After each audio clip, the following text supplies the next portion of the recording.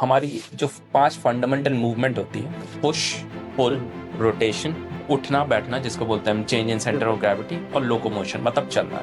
सो हम लोग दिन भर पुश ही करते रहते हैं। ਨਾ ਉਹਦਾ ਸਿਰ ਸੁੰਨ ਹੋ ਗਿਆ ਸੁੰਨ ਹੋ ਕੇ ਤਾਂ ਉਹ ਵਿੱਚ ਹੀ ਉਹਦੇ ਡਿੱਗ ਪਿਆ ਉਹਦੇ ਬੱਚੇ ਦੇ ਤਾਂ ਉਹ ਮੱਕੇ ਉਹ ਡੁੱਬ ਗਈ ਉਹਦੇ ਵਿੱਚ ਉਹ ਮਰ ਗਿਆ।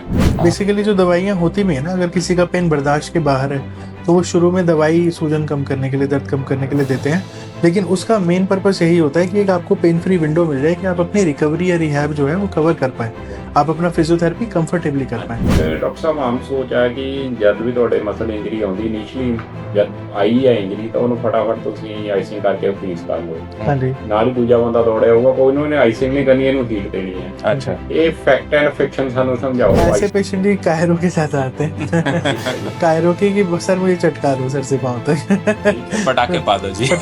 पटाखे पा दो, पंजाब में ऐसे ही आते हैं। उनको लगता है कि कोई भी करा सकता है और कभी भी करा सकता है, जबकि ऐसा है नहीं। तो हम पूरी प्रोफाइलिंग करके हम उसका एक प्रोग्राम डिसाइड करते हैं कि ये है, और फ्यूचर में अगर इंजरी होती भी है तो उसके रिकवरी चांसेस बहुत ज़्यादा बढ़ जाते हैं, क्योंकि ऑलरेडी हमने प्रोफाइलिंग कर रखी है, हमें पता है क्या डेफिसिट है, हमें पता है कि हम किस किस चीज़ों पे काम कर चुके हैं। यूरिन इन्फेक्शन हो रहा है एक फीमेल को, बार बार यूरिन इन्फेक्शन हो रहा है। तो जब चेकअप हुआ तो पता चला कि उनकी पेल्विक फ्लोर इतनी टाइट थी कि वो यूरिन रिटेन कर रहे थे, तो वो पूरा यूरिन पास ही नहीं हो रहा था, वो यूरिन वहीं रह रहा था, वो बार बार इन्फेक्शन साइकिल से गुजर रहे थे।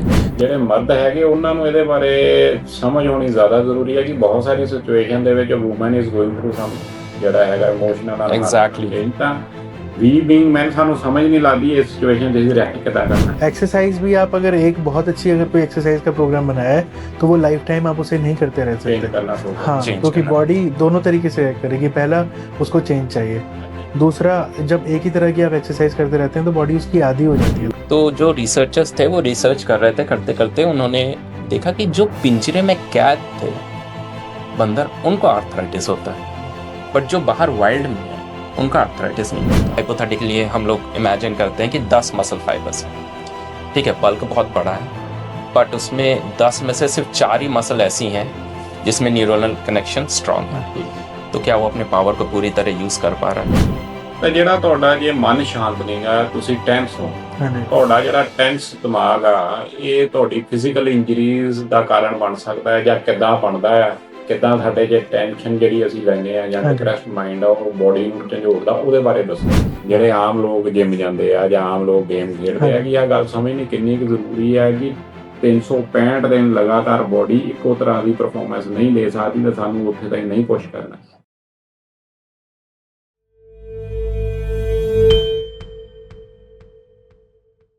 ਸਾਡਾ ਵਰਲਡ ਨੈਟਵਰਕ ਚੈਨਲ ਦੇਖਣ ਵਾਲੇ ਸਾਡੇ ਵੀਵਰ ਦਾ ਸਾਡੇ ਅੱਜ ਦੇ ਪੋਡਕਾਸਟ ਬਹੁਤ ਬਹੁਤ ਸਵਾਗਤ ਹੈ। ਦੋਸਤੋ ਕਹਿੰਦੇ ਨੇ ਜ਼ਿੰਦਗੀ ਦੇ ਵਿੱਚ ਦਰਦ ਨੂੰ ਦਬਾਉਣਾ ਬਹੁਤ ਆਸਾਨ ਹੈ, ਪਰ ਉਸ ਦਾ ਮੂਲ ਕਾਰਨ ਲੱਭ ਕੇ ਉਸ ਨੂੰ ਜੜੋਂ ਠੀਕ ਕਰਨਾ ਬਹੁਤ ਮੁਸ਼ਕਿਲ ਹੈ। ਤੇ ਮੂਲ ਕਾਰਨ ਲੱਭਣਾ ਤਾਂ ਉਸ ਨੂੰ ਜੜੋਂ ਠੀਕ ਕਰਨਾ ਇੱਕ ਆਪਣੇ ਆਪ ਦੇ ਵਿੱਚ ਇੱਕ ਸਾਇੰਸ ਹੈ, ਇੱਕ ਇਲਾਜ ਦਾ ਤਰੀਕਾ ਹੈ। ਤਾਂ ਇਹੋ ਜਿਹੇ ਹੀ ਸਾਡੇ ਅੱਜ ਦੇ ਗੈਸਟ ਨੇ ਡਾਕਟਰ ਸੌਰਵ ਸ਼ਰਮਾ, ਡਾਕਟਰ ਸੰਦੀਪ ਵਿਸ਼ਵਾਸ। ਡਾਕਟਰ ਸਾਹਿਬ ਤੁਹਾਡਾ ਪ੍ਰੋਗਰਾਮ 'ਚ ਬਹੁਤ ਬਹੁਤ ਸਵਾਗਤ ਹੈ। शुक्रिया। Thank you। ਇਹ ਬੇਸਿਕਲੀ ਫਿਜ਼ੀਓਥੈਰੇਪਿਸਟ ਨੇ। ਇਸ ਤੋਂ ਕੀ ਭਾਵ ਹੈ ਕਿ ਭਾਵੇਂ ਉਹ ਸਚਿਨ ਤੰਦੂਲਕਰ ਦੀ ਐਲਬੋ ਇੰਜਰੀ ਆ, ਭਾਵੇਂ ਕਿਸੇ ਪਲੇਅਰ ਦੇ ਮੋਢੇ ਦੇ ਵਿੱਚ ਦਰਦ ਆ, ਭਾਵੇਂ ਵਰਿੰਦਰ ਸਹਿਵਾਗ ਦੀ ਉਂਗਲ ਟੁੱਟੀ ਹੈ, ਜਾਂ ਭਾਵੇਂ ਸਾਡੇ ਵਰਗੇ ਆਮ ਲੋਕਾਂ ਦੀ ਪਿੱਠ ਦੇ ਵਿੱਚ ਦਰਦ ਹੈ ਜਾਂ ਸਾਡੇ ਗੋਡਿਆਂ 'ਚ ਦਰਦ ਹੈ, ਉਹ ਸਾਰੀਆਂ ਚੀਜ਼ਾਂ ਦਾ ਇਹ ਇਲਾਜ ਕਰਦੇ ਨੇ। ਤਾਂ ਡਾਕਟਰ ਸਾਹਿਬ ਪ੍ਰੋਗਰਾਮ 'ਚ ਆਉਣ ਲਈ ਬਹੁਤ ਬਹੁਤ ਧੰਨਵਾਦ। आपका Thank शुक्रिया you, जी हमें thank बुलाने के लिए। ਇੱਕ ਇਹਦੇ ਵਿੱਚੋਂ ਹੀ ਗੱਲ ਨਿਕਲੀ, ਮੇਰਾ ਸਵਾਲ ਵੀ ਸੀਗਾ, ਹੁਣੇ ਮੈਂ ਪੁੱਛ ਲੈਣਾ ਤੁਹਾਨੂੰ ਕਿ ਕਿੰਨੇ ਕੁ ਲੋਕ ਤੁਹਾਡੇ ਕੋਲ ਏਦਾਂ ਦੇ ਆਉਂਦੇ ਆ ਜਿਹੜਾ ਆਪਣੀ ਸਮੱਸਿਆ ਦਾ ਇਲਾਜ ਵੀ ਆਪ ਹੀ ਦੇਖ ਕੇ ਆਉਂਦੇ, ਬਾਅਦ ਕਹਿੰਦੇ ਡਾਕਟਰ ਸਾਹਿਬ ਆਹੀ ਕਰ ਦਿਓ, ਜਾਂ ਕੋਈ ਕਹਿੰਦਾ ਤਾਂ ਕੋਈ ਲਾਈਟ ਇੰਸੀਡੈਂਟ ਤੁਹਾਨੂੰ ਹੋਵੇ ਕਿ ਬਹੁਤ ਜ਼ਿਆਦਾ ਵੀਅਰਡ ਹੋਵੇ ਕਿ ਆ ਕੇ ਕਿਹਾ ਹੋਵੇ ਜੀ ਆ ਮੈਨੂੰ ਫਲਾਨੀ ਆ ਬੜੀ सीरियस बीमारी होगी मैं देख के आया नहीं।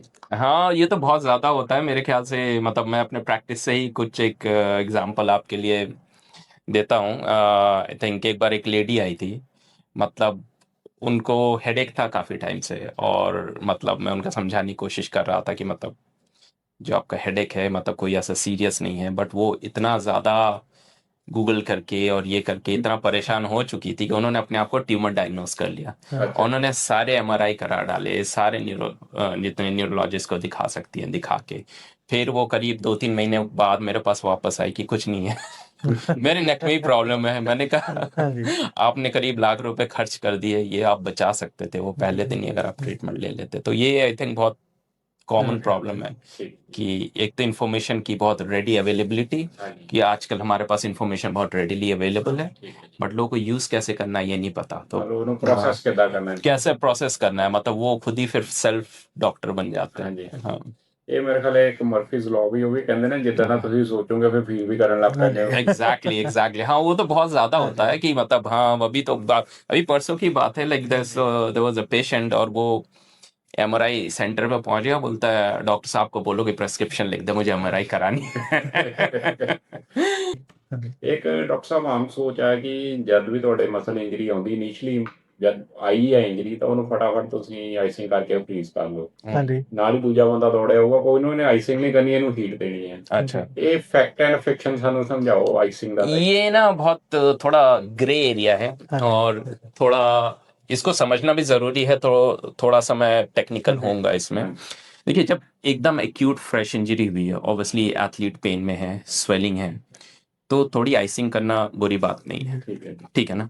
ऑब्वियसली एकदम फ्रेश इंजरी है तो हीट नहीं करना चाहिए, क्योंकि ऑलरेडी वहाँ क्या होता है कि इन्फ्लेमेशन आता है, ठीक है। अभी जो टेक्निकल चीज है कि वो इन्फ्लेमेशन वहाँ जरूरी है, ठीक है। क्योंकि वही सेल्स जो है वो हीलिंग करते हैं, ठीक है। सो कई बार क्या होता है कि लोग बहुत ज्यादा आइसिंग कर लेते हैं, ठीक है। ठीक है ना। तो बहुत ज्यादा आइसिंग नहीं करनी चाहिए, ठीक है। थोड़ी बहुत मतलब इनिशियली 5-10 मिनट आपने कर ली, ठीक है, बट आप सप्रेस नहीं करना चाहते हैं हीलिंग प्रोसेस को, सो वो इम्पोर्टेंट है समझना, ठीक है।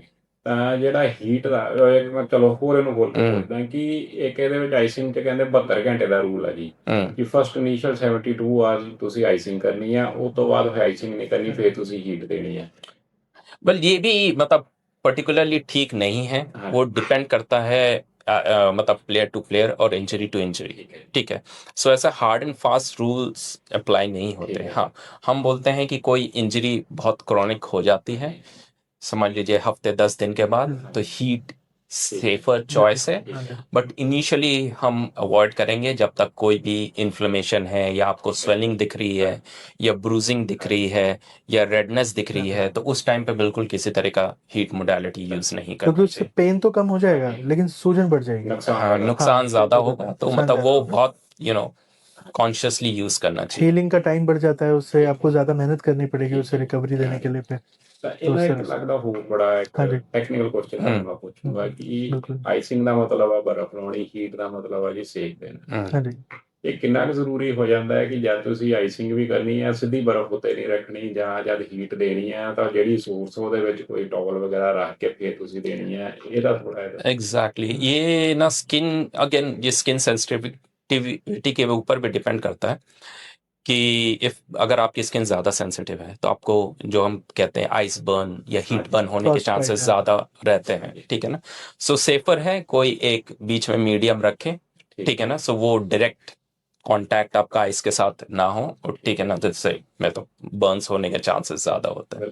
ਇੱਕ ਹੋਰ ਮੈਂ ਕੁਐਸਚਨ ਪੁੱਛਦਾ ਹਾਂ ਹਾਂਜੀ। ਸਭ ਤੁਹਾਡੇ ਤੋਂ ਸਭ ਡਾਕਟਰ ਸਾਹਿਬ ਹਾਂਜੀ। ਕੋਲ ਕਿ ਤੁਹਾਡੇ ਕੋਲ ਤਾਂ ਬਹੁਤ ਸਾਰੇ ਪੇਸ਼ੈਂਟਸ ਆਉਂਦੇ ਆ, ਹਾਂਜੀ। ਫਿਰ ਆਪਾਂ ਪ੍ਰੈਕਟਿਸ ਕਰਦੇ ਹਾਂ। ਪ੍ਰੈਕਟਿਸ ਦਾ ਮਤਲਬ ਆ ਕਿ ਤਜਰਬਾ ਤੁਹਾਡਾ over a period of time ਤੁਹਾਨੂੰ ਤਜਰਬਾ ਇੰਨਾ ਹੋ ਜਾਂਦਾ ਕਿ ਕਈ ਵਾਰ ਤੁਹਾਡਾ ਜਿੱਦਾਂ ਪੇਸ਼ੈਂਟ ਆਉਂਦਾ ਹੈ ਮਾੜੀ ਜਿਹੀ ਗੱਲ ਦੱਸਦਾ, ਤੁਸੀਂ ਫੜ ਲੈਂਦੇ, ਤੁਸੀਂ ਕਹਿੰਦੇ ਵੀ ਭਾਈ ਗੱਲ ਤਾਂ ਆਹੀ ਆ, ਹੋ ਸਕਦਾ ਕੋਈ ਨਹੀਂ। ਹਾਂਜੀ। ਪਰ ਕਦੀ ਐ ਤੁਹਾਡੇ ਨਾਲ ਹੋਇਆ ਕਿ ਡਾਇਗਨੋਸਿਸ ਕੁਝ ਕੀਤਾ ਹੋਇਆ ਤਾਂ ਅਨਐਕਸਪੈਕਟਡਲੀ ਉਹ ਹੋਰ ही कोई समस्या निकल आई हो, कोई ऐसा ना चैलेंज आया हो तो? देखिए ऐसा भी हो सकता है मोस्टली, और मैं ऐसे बताता हूँ, जैसे हम जो पेशेंट देखते हैं ना, कुछ पेशेंट ऐसे होते हैं जो अपने साथ एक्सरे एमआरआई लेकर ही आते हैं, ठीक है, लेकिन हमारा जो तरीका है वो थोड़ा सा अलग है काम करने का।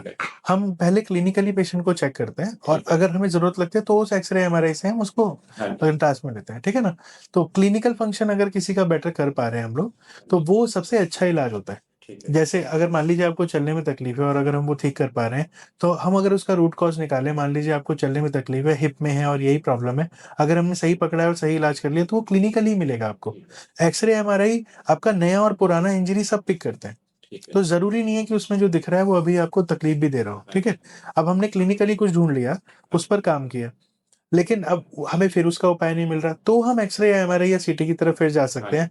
कई बार सीटी स्कैन या एमआरआई में भी एक बार में क्लियर इमेज नहीं आती, तो हमें हो सकता है कि दूसरा भी कराना पड़े, बिल्कुल ठीक। क्योंकि हमने ऐसे भी पेशेंट देखे हैं कि सिंपल मेनिस्कस इंजरी है लेकिन वो एमआरआई में नहीं दिख रही है, ठीक है। उसके अलावा सारे लिगामेंट ठीक कर लिए, एमआरआई क्लिनिकली भी नहीं बता रहा, मतलब क्लिनिकली भी नहीं पता चल रहा और वैसे भी नहीं आ रहा, पर पेशेंट का पेन नहीं जा रहा, ठीक वो फुटबॉलर था प्रोफेशनल। ठीक। फिर दूसरा एमआरआई कराया, तीसरे एमआरआई में उसका मेनिस्कस का टीयर एक बड़ा कॉम्प्लेक्स दिखाई दिया है कनन के नीचे, और उसके हिसाब से इलाज किया, वो बिल्कुल दुरुस्त हो गया। तो ऐसा हम भी ऐसा नहीं है कि हम जो 100 पेशेंट देखते हैं बिल्कुल 100 के 100 दुरुस्त करते हैं, पर हमारा सक्सेस रेट बहुत अच्छा है, बिल्कुल। ठीक है ना। Like- मतलब हम लगभग 100 के आसपास ही पेशेंट अपने अच्छा। दुरुस्त कर पाते हैं। और वो हमारे जैसे हम क्लिनिकल टीम को ही बार बार बोलते हैं, नो एजम्पशन, राइट, ठीक है।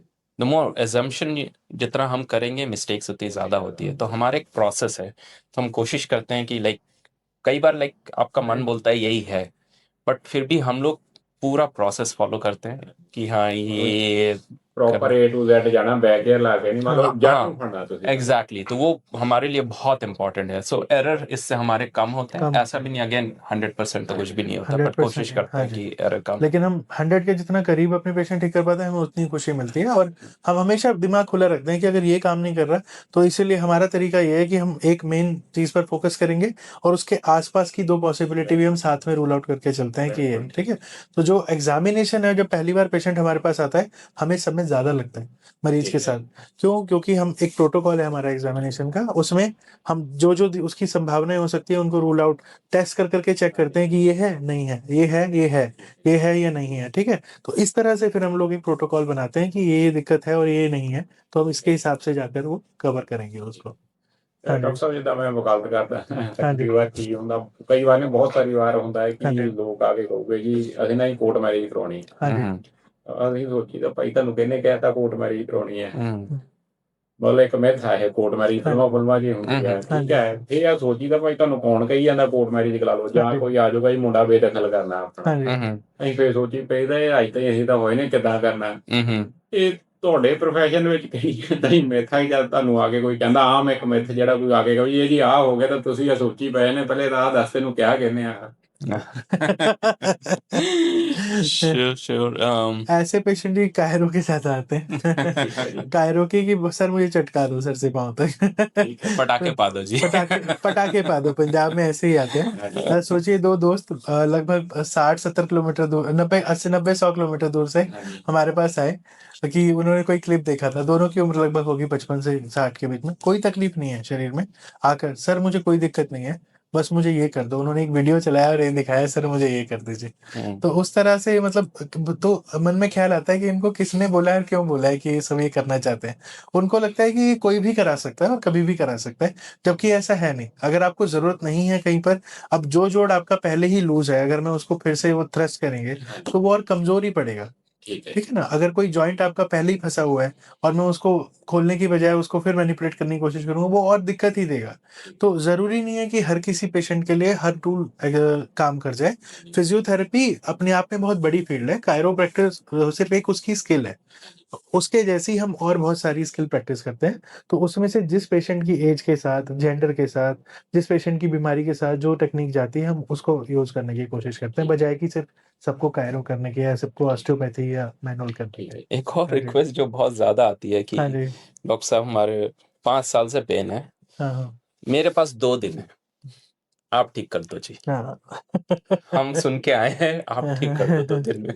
ਨਹੀਂ ਇਹ ਕੁਐਸਚਨ ਵੀ ਮੇਰਾ ਸੀਗਾ ਜੀ ਨਾਲ ਦੇ ਨਾਲ ਕਿ ਮੇਰੇ ਇੱਕ ਵਾਰ ਨਾ ਬੈਕ ਦਾ ਇਸ਼ੂ ਹੋ ਗਿਆ ਕੋਈ ਜੀ। ਜਗ੍ਹਾ, ਪਰ ਇਲਾਜ ਹਮ। ਕਰਾਇਆ ਤਾਂ हाँ जी, ਸਪੋਰਟਸ ਵਾਲੇ ਮੁੰਡਿਆਂ ਨੂੰ ਮੈਂ ਕਹਿੰਦਾ ਕਿਸੇ ਨੇ ਮੈਨੂੰ ਗੱਲ ਕੇ ਮੈਨੂੰ ਨਾਂ ਨਹੀਂ ਯਾਦ ਕਿਹਨੇ ਕਹੀ, ਉਹ ਕਹਿੰਦੇ ਇਹਦਾ ਇੱਕੋ ਹੀ ਇਲਾਜ ਹੈ ਜੀ। ਮੈਂ ਕਿਹਾ ਕੀ? ਕਹਿੰਦੇ ਸਾਰੀ ਉਮਰ ਨਾ ਯਾਦ ਰੱਖਣਾ ਪੈਣਾ ਕਿ ਤੇਰੇ ਬੈਕ ਪੇਨ ਸੀ, ਇਹ ਗੱਲ ਯਾਦ ਰੱਖ ਲੇਗਾ ਤਾਂ ਕਦੀ ਦੁਬਾਰਾ ਬੈਕ ਇਸ਼ੂ ਨਹੀਂ ਆਊਗਾ। हाँ जी, ਠੀਕ ਹੈ, ਤਾਂ ਜਦ ਤੁਹਾਡੇ ਕੋਲ ਪੇਸ਼ੈਂਟਸ ਆਉਂਦੇ ਆ ਤਾਂ ਉਹਨਾਂ ਨੂੰ ਇਹ ਗੱਲ ਸਮਝਾਉਣੀ ਕਿੰਨੀ ਕੁ ਜ਼ਰੂਰੀ ਹੋ ਜਾਂਦੀ ਹੈ ਕਿ ਜਿਹੜਾ ਇਲਾਜ ਇਜ਼ ਲਾਈਫ ਟਾਈਮ ਇਹ ਕਮਿਟਮੈਂਟ ਹੈ ਕਿ ਇਹ ਕੋਈ ਬਾਜ਼ਾਰ 'ਚ ਵਿਕਣ ਵਾਲੀ ਚੀਜ਼ ਜਾਂ 2 ਦਿਨ ਵਾਲਾ ਕੰਮ ਨਹੀਂ ਹੈ। हाँ, ये थोड़ा मुश्किल होता है लोगों को समझाना।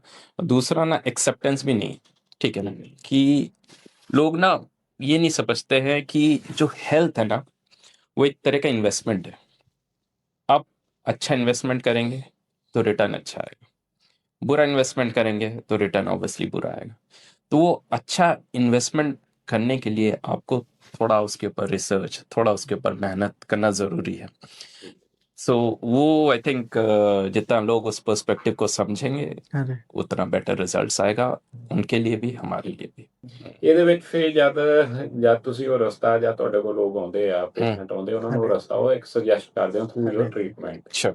ਪਰ ਉਹ ਗੱਲ ਆ ਕਿ ਜਿਹੜਾ ਬੰਦੇ ਦਾ ਮਨ ਹੁੰਦਾ ਉਹ ਕਮਜ਼ੋਰ ਹੁੰਦਾ ਹੈ, ਤਾਂ ਖਾਸ ਕਰ ਫਿਰ ਜਦ ਤੁਸੀਂ ਐਕਸਰਸਾਈਜ਼ ਕਰਨੀ ਪਵੇ ਤਾਂ ਫਿਰ ਤੁਸੀਂ ਬੜਾ ਮਨ ਮਾਰ ਕੇ ਕਰਨੀ ਪੈਂਦੀ ਹੈ। ਤਾਂ ਤੁਹਾਡੇ ਪੇਸ਼ੈਂਟਸ ਜਿਹੜੇ ਔਨ ਦੀ ਲਾਈਟ ਨੋਟ ਕਿੱਦਾਂ ਕਿੱਦਾਂ ਦੇ ਫਿਰ ਬਹਾਨੇ ਲੈ ਕੇ ਆਉਂਦੇ ਤੁਹਾਡੇ ਕੋਲ ਐਕਸਰਸਾਈਜ਼ ਨਾ ਕਰਨ ਦੇ? बहुत सारे हैं, बहुत अच्छे अच्छे होते हैं। बहुत सारे और बहुत अच्छे, मतलब आप पूरा दिन इस पर चर्चा कर सकते हैं। इस तरह के आप सोचिए कोई आपके पास आया है कहीं कहकर कि आज आज तो मेरी मम्मी ने मेरे को एक्सरसाइज नहीं करने दी क्योंकि उन्होंने कहा था कि आज ये ग्रहण लगा हुआ है, आज तो घर से बाहर नहीं जाएगा। मैंने ऐसे भी एक्सक्यूज सुने हुए हैं पेशेंट से, ऐसे भी एक्सक्यूज हैं सर आज मेरा मन ही नहीं किया बिल्कुल वो भी अच्छी बात है, अगर आपका किसी दिन मन नहीं कर रहा टेक अ डे ऑफ, लेकिन ऐसा नहीं है कि आपका हफ्ते में 5 दिन मन नहीं कर रहा तो आप 5 दिन एक्सरसाइज नहीं करेंगे, 2 दिन मन कर रहा है 2 दिन करेंगे। सबसे मजेदार तो ये होता हाँ है जी। कि पहले बार में तो लोग मानते नहीं है कि हाँ मैंने जी। नहीं करी। बोलिए आपने एक्सरसाइज की? हाँ जी करी है। अच्छा करके दिखाइए। याद ही नहीं होती है वो एक्सरसाइज। फिर वो जो ब्लैंक फेज आता है ना, हाँ फिर जी। वो बोलते हैं नहीं जी नहीं करी। हाँ। ਚਲੋ ਕਦੀ ਏਦਾਂ ਵੀ ਤੁਹਾਡੇ ਨਾਲ ਹੋਇਆ ਜ਼ੋਰ ਤੁਸੀਂ ਲਾਉਂਦੇ ਰਹਿ ਗਏ ਤਾਂ ਆ ਕੇ ਪੇਸ਼ੈਂਟ ਨੇ ਕਿਹਾ ਫਲਾਣੇ ਬਾਬੇ ਨੇ ਮੈਨੂੰ ਠੀਕ ਕੀਤਾ? ये तो बहुत यूजुअल प्रैक्टिस ही है, बहुत सारे लोग मानते हैं कि रब का शुक्र है कि मैं ठीक हो गया। रब ने सही किया, मैं सही जगह पहुंच गया। चलिए ठीक भी है, वो तो अच्छी बात है ठीक है, कि वो ठीक उनका है। अपना हाँ। फेथ है, बट हाँ कई बार होता है कि हम बहुत ज्यादा मेहनत करते हैं हाँ जी। और मतलब मेरे साथ भी हुआ है कि हाँ। मैंने काफी मेहनत करी पेशेंट पे और फिर पेशेंट ने बोला जी वो बाबा जी ने ठीक हाँ कर जी। देता। पर मैंने मेहनत तो मैंने करी, बोलते वो तो बाबा जी थे जिन्होंने मुझे पहुंचाया हाँ अब मतलब पर हमें उसके पेशेंट से कोई शिकायत नहीं है, ठीक है, सब उनका ही करा सब हुआ है, ठीक ठीक है। है। ਇੱਕ ਆਪਾਂ ਗੱਲ ਕਰਾਂਗੇ ਹੁਣ ਕਿ ਕੋਈ ਵੀ ਪ੍ਰੋਫੈਸ਼ਨ ਆ, ਹਰ ਪ੍ਰੋਫੈਸ਼ਨ ਦੀ ਇੱਕ ਆਪਣੀ ਡਿਮਾਂਡ ਹੁੰਦੀ ਆ। Let it be you are a physiotherapist and I am a lawyer, ਕੋਈ ਸਪੋਰਟਸਮੈਨ ਆ, ਕੋਈ ਕੁਛ ਆ, ਬਟ ਜਿੰਨਾ ਮਰਜ਼ੀ ਆਪਾਂ ਕਹੀਏ mine is a desk job, but somehow ਅਸੀਂ ਉਹਦੇ ਵਿੱਚ ਫਿਜ਼ੀਕਲੀ ਇਨਵੋਲਵਡ ਹੁੰਦੇ ਆ। Exactly. ਤਾਂ ਸਭ ਤੋਂ ਪਹਿਲੇ ਤਾਂ ਮੈਂ ਆ ਪੁੱਛੂੰਗਾ ਕਿ ਜਦ ਤੁਹਾਡੇ ਕੋਲ ਕੋਈ ਸਪੋਰਟਸ ਵਾਲੇ ਆਉਂਦੇ ਆ, ਬੱਚੇ ਆਉਂਦੇ ਜਾਂ ਐਥਲੀਟਸ ਆਉਂਦੇ ਆ, ਤੁਸੀਂ ਉਹਨਾਂ ਦੀ ਕਿੱਦਾਂ ਮਦਦ ਕਰਦੇ ਹੋ? सो एथलीट्स जब आते हैं हम लोग एक तो बहुत इम्पोर्टेंट जो है हम लोग एक इनिशियली प्रोफाइलिंग करते हैं। प्रोफाइलिंग में क्या होता है कि हम उसकी पूरी बॉडी के एनालिसिस करते हैं, ठीक है ना, उसमें उसकी स्ट्रेंथ कैसी है, उसकी फ्लेक्सिबिलिटी कैसी है, जो उसकी स्पोर्ट्स स्पेसिफिक नीड है। जैसे एक जिमनास्ट की अलग नीड है, एक रेसलर की अलग नीड है, एक क्रिकेटर की अलग नीड है, ठीक है ना। सो हर एक एथलीट की अलग प्रोफाइलिंग होती है, तो हम पूरी इनकी प्रोफाइलिंग करते हैं। अब प्रोफाइलिंग करने के बाद हमें पता चलता है कि ये एरियाज हैं जहाँ एथलीट को काम करना चाहिए, जिससे यू नो कि इंजरी अवॉइडेंस तो नहीं हो सकती बट इंजरी प्रिवेंशन जरूर हो सकती है, कि जो रिस्क है हम उसको कम करें। ठीक है, तो वो हम पूरी प्रोफाइलिंग करके हम उसका एक प्रोग्राम डिसाइड करते हैं कि ये है, और फ्यूचर में अगर इंजरी होती भी है तो उसके रिकवरी चांसेस बहुत ज़्यादा बढ़ जाते हैं, क्योंकि ऑलरेडी हमने प्रोफाइलिंग कर रखी है, हमें पता है क्या डेफिसिट है, हमें पता है कि हम किस किस चीज़ों पे काम कर चुके हैं, और एक तो एथलीट को भी नॉलेज होता है तो वो साइकोलॉजिकली ना वो घबराता नहीं है। ठीक है, एक तो उसको पता है कि यू नो ही नोज, ही और शी नोज कि इनके पास मुझे जाना है, इनके पास पूरा मेरा डेटा है और मतलब फॉलो अप कर सकते हैं। सो ये जो प्रोसेस है I think that is very important, और एवरी एथलीट सबको करना भी चाहिए। ਠੀਕ ਹੈ। ਤਾਂ ਹੁਣ ਆਪਾਂ ਸਪੋਰਟਸ ਦੀ ਗੱਲ ਕੀਤੀ ਤਾਂ ਥੋੜਾ ਜਿਹਾ ਸਾਡੇ ਵਿਊਅਰਸ ਲਈ ਆ ਦੱਸੋ ਕਿ ਤੁਹਾਡੇ ਕੋਲ ਕਿਹੜੀ ਕਿਹੜੀ ਸਪੋਰਟਸ ਦੇ ਜਿਹੜੇ ਐਥਲੀਟਸ ਹੁੰਦੇ ਆ, ਤਾਂ ਕੋਈ ਇੱਕ ਇਹੋ ਜਿਹਾ ਕੇਸ ਜਿਹੜਾ ਤੁਹਾਨੂੰ ਬੜਾ ਕੰਪਲਿਕੇਟਡ ਲੱਗਾ ਹੋਵੇ ਤਾਂ ਤੁਸੀਂ ਹੱਲ ਕੀਤਾ ਤਾਂ ਉਸ ਤੋਂ ਬਾਅਦ ਉਹਦਾ ਅਗਲੇ ਦਾ ਕਰੀਅਰ ਵੀ ਬਰਾਬਰ पूरा खड़ा हो गया? आई थिंक बहुत सारे हैं, you want to share? खिलाड़ी लगभग हम सभी खेलों के देखते हैं जी। हमारे पास गोल्फ वाले खिलाड़ी आते हैं, रेसलर आते हैं, कबड्डी प्लेयर आते हैं प्रोफेशनल जो इंडिया रिप्रेजेंट करते हैं, और रेसलर आते हैं बहुत प्रोफेशनल, बैडमिंटन प्लेयर्स आते हैं और क्रिकेटर्स आते हैं। तो लगभग सभी खेलों के खिलाड़ी हम देखते हैं। मैं एक खिलाड़ी का जिक्र करना चाहूँगा यहाँ पर। कॉम्प्लिकेटेड था नहीं, पर वो ज़बरदस्ती बन गया। कोविड के लगभग का समय था, वो फुटबॉल खिलाड़ी था प्रोफेशनल, उसका ACL लिगामेंट और काफ़ी बड़ा टूट गया, रेशे काफ़ी ज़्यादा टूटे हुए थे, घुटना अच्छा खासा लचक ले रहा था, पर उसके पास समय नहीं था इलाज कराने के लिए। All he had was 3 months. 3 महीने में उसे तैयार होकर अपना ट्रायल देना था। अगर वो ट्रायल वो नहीं देता तो वो अगले साल ही ट्रायल दे सकता था, वो 1 साल उसका खराब हो जाता क्लब का। अब वो आया, उसका हमने इलाज किया नहीं, और वो खेल पाया। उसके बाद खेल रहा था, बहुत अच्छे कंट्रोल से खेल रहा था 3 महीने में। थोड़ा फास्ट रिहैब करना पड़ा, पर कर दिया किसी तरह मैनेज। और फिर ये तय हुआ कि वो ट्रायल दे देगा, उसके बाद हम रिहैब कंटिन्यू कर लेंगे कुछ टाइम में। अब वो रिहैब में गया, उसकी किस्मत बेचारे की इतनी खराब कि उसी पैर पर दूसरा खिलाड़ी गिर गया। वो जो बचा कुचा लिगामेंट था वो भी टूट गया। अब उसे सर्जरी करानी पड़ी। सर्जरी कराई। नॉर्मल रिहैब एक एसीएल का 6 से 8 महीना लगता है खिलाड़ी को वापस गेम में वापस जाने के लिए। लगभग पूरे बिल्कुल सही समय पर हमने उसे खेलने डाल दिया। खेल रहा है, खेल रहा है, खेल रहा है। अब वो कुछ ट्रायल या रिसर्च चल रहा था, उसको बुलाया उन्होंने खिलाड़ी को। और फिर से उसका एसीएल के लिए उन्होंने बोला कि ये लूज है, हमें एमआरआई में लूज दिख रहा है, लेकिन वैसे तो ये लूज पता नहीं चल रहा। ऑपरेशन टेबल तक भी 2 डॉक्टर्स ने उसे बोला कि हम ऑपरेट क्यों कर रहे हैं, तो लूज है नहीं, पर एमआरआई में पूरा टूटा दिख रहा है। तो वो जबरदस्ती उसका एक बार और ऑपरेट कर दिया। इस तरह वो खिलाड़ी लगभग फिर एक बार, तीसरी बार मुझे उसे सेम ही लिगामेंट का रिहैब करना पड़ा, और 2 साल में उसका रिहैब ही करता रहा सेम चीज का, जिसकी जरूरत भी नहीं थी। ठीक है। तो लेकिन वो उसके दिमाग में कहीं ना कहीं बैठ गया कि अभी कोविड है, मेरे ज्यादा गेम होंगे नहीं, तो मैं ऑपरेट करा ही लेता हूँ, जबकि उसका काउंसलिंग मैंने। तो अननेसेसरी का कॉम्प्लिकेट हुआ वो केस। पर अभी वो खिलाड़ी पिछले 4 साल से लगभग बहुत अच्छा खेल रहा है, एक अच्छे क्लब को रिप्रेजेंट कर रहा है और अच्छा कर रहा है, कोई दिक्कत नहीं। वो शायद हमारे लिए सबसे अच्छा गिफ्ट है। हाँ कई जी। बार हम खिलाड़ियों को टीवी पे खेलते हुए हाँ जी। देखते हैं, हम हम कनेक्ट करते हैं उनसे कि नो, तो हमने हमारे साथ मेहनत हाँ करी जी। है उसने। तो उसकी काउंसलिंग जितनी अच्छी होगी और आप अपना काम अच्छे से करें, जैसे एसीएल में इससे फर्क नहीं पड़ता कि लिगामेंट कितना टूटा है। अगर आपका नी का कंट्रोल अच्छा है, वो लचक नहीं ले रहा है, तो आप खेल सकते हो तब भी। ठीक है। तो लेकिन वो नहीं माने, मुझे फिर ऑपरेट कर दिया, तो अननेसेसरी कॉम्प्लिकेट किया गया। ज्यादातर चीजें कॉम्प्लिकेट तभी होती हैं जब आपको सही नॉलेज नहीं है, सही प्लानिंग नहीं है, और सही इम्प्लीमेंटेशन नहीं है आपकी। ਇਹ ਜਦ ਆਪਾਂ ਬਾਇਓਲੋਜੀ ਪੜ੍ਹਦੇ ਹਾਂ ਤਾਂ हाँ ਉਹਦੇ जी। ਵਿੱਚ ਇੱਕ ਗੱਲ ਦੇਖਦੇ ਹਾਂ ਕਿ ਜਿਹੜਾ ਬੰਦਾ ਤੇ ਇੱਕ ਲੇਡੀ ਆ, ਦੋਨਾਂ ਦੇ ਹਾਂਜੀ। ਸਰੀਰ ਦੇ ਵਿੱਚ ਫਰਕ ਆ। ਹਾਂਜੀ। ਤਾਂ ਆਮ ਤੌਰ ਤੇ ਅਸੀਂ ਦੇਖਦੇ ਹਾਂ ਕਿ ਵੂਮਨ ਜਿਹੜੀਆਂ ਹੁੰਦੀਆਂ, ਉਹਨਾਂ ਦੇ ਜਿਹੜੇ ਹਾਰਮੋਨਲ ਤਾਂ ਇਮੋਸ਼ਨਲ ਇਸ਼ੂਜ਼ ਜਾਂ ਕਈ ਤਰ੍ਹਾਂ ਦੇ ਇਮੋਸ਼ਨਸ ਦੇ ਵਿੱਚੋਂ ਹਾਂਜੀ। ਲੰਘਦੀਆਂ ਆ, ਜਾਂ ਮੈਚੂਰੇਸ਼ਨ ਫੇਜ਼ ਆ ਜਾਂ ਕੁਛ ਹਾਂਜੀ। ਆ, ਤਾਂ ਉਹਦਾ ਡਾਇਰੈਕਟਲੀ ਇੰਪੈਕਟ ਉਹਨਾਂ ਦੀ ਜਿਹੜੀ ਬੋਡੀ ਦੇ ਉੱਤੇ ਪੈਂਦਾ ਹਾਂਜੀ। ਹੈ। ਤਾਂ ਫੀਮੇਲਸ ਦੇ ਲਈ ਕੋਈ ਖਾਸ ਤੌਰ ਤੇ ਜਿਹੜੀ ਫਿਜ਼ੀਓਥੈਰੇਪੀ ਹੁੰਦੀ ਹੈ, ਜਾਂ ਖਾਸ ਤੌਰ ਤੇ ਕੋਈ ਇਸ਼ੂਜ਼ ਆਉਂਦੇ ਆ ਲੇਡੀਜ਼ जी। ਦੇ ਵਿੱਚ, ਤੁਹਾਡੇ ਕੋਲ ਇੰਨੇ ਪੇਸ਼ੈਂਟ, ਉਹਦਾ ਆਪਣਾ ਕੋਈ ਐਕਸਪੀਰੀयंस ਤੁਸੀਂ शेयर करना चाहो? जी, हमारे पास एक्चुअली हमारे पास पूरा एक सिस्टम है इसका, जिसको हाँ हम वुमेन्स हेल्थ बोलते हैं। बोलते हैं। उसके लिए हमारे पास एक एक्सपर्ट भी हैं। हाँ जी। ठीक है। मैं मेंस पेल्विक हेल्थ देखता हूँ, और हमारे पास एक फीमेल थेरेपिस्ट है जो वुमेन हेल्थ, हाँ जी। आपके पोस्ट मेनोपॉज की प्रॉब्लम होगी, प्रेगनेंसी के पहले, प्रेगनेंसी के बाद की प्रॉब्लम होगी। और कई बार ना मतलब इन सब चीज़ों के बारे में बात करना ना सोसाइटी में आई थिंक एक बहुत बड़ा टैबू बन गया है। हाँ जी। लोग ना बात नहीं करते, और वो ना दबी रह जाती है। जैसे बहुत आप देखेंगे कि वुमेन को प्रेगनेंसी के बाद, या जैसे जैसे थोड़ा एज होता है ना, यूरिन लीक होना, अब ये ना सारी वुमेन ने मान लिया है कि ये बहुत ही नॉर्मल है। और ये वुमेन्स भी जब आपस में बात करती है ना, तो यही बोलती है, अरे ये तो मुझे भी होता है, अरे ये तो ठीक है, ये तो होता ही है। हाँ, बस बट ये छोटी नॉर्मल बहन है, नहीं मान है। लीजिए उसने अपनी बड़ी बहन को कॉल किया, हाँ। मम्मी को कॉल किया, दोनों ने एक ही जैसा जवाब दिया कि ये तो होता ही है। ये तो होता ही। हाँ जी। तो वो ना एक्सेप्टेंस बन गई है, जबकि एक्सेप्टेंस नहीं है, दिस इज एन इशू। और ओवर टाइम ना ये बड़ी प्रॉब्लम बन सकती है, क्योंकि अगर पेल्विक फ्लोर वीक है, कई बार हम केसेस देखते हैं ऐसे कि बहुत ज़्यादा यूरिन इन्फेक्शन हो रहा है एक फीमेल को, बार बार यूरिन इन्फेक्शन हो रहा है। बाद में फीमेल ने सारे ट्रीटमेंट्स लिए, एंटीबायोटिक लिए, फिर भी पता नहीं चल रहा है। सो कहीं से उनको हमारा रेफरेंस मिला, वो हमारे पास आए। सो जब चेकअप हुआ तो पता चला कि उनकी पेल्विक फ्लोर इतनी टाइट थी कि वो यूरिन रिटेन कर रहे थे, तो वो पूरा यूरिन पास ही नहीं हो रहा था, वो यूरिन वहीं रह रहा था, वो बार बार इन्फेक्शन साइकिल से गुजर रहे थे।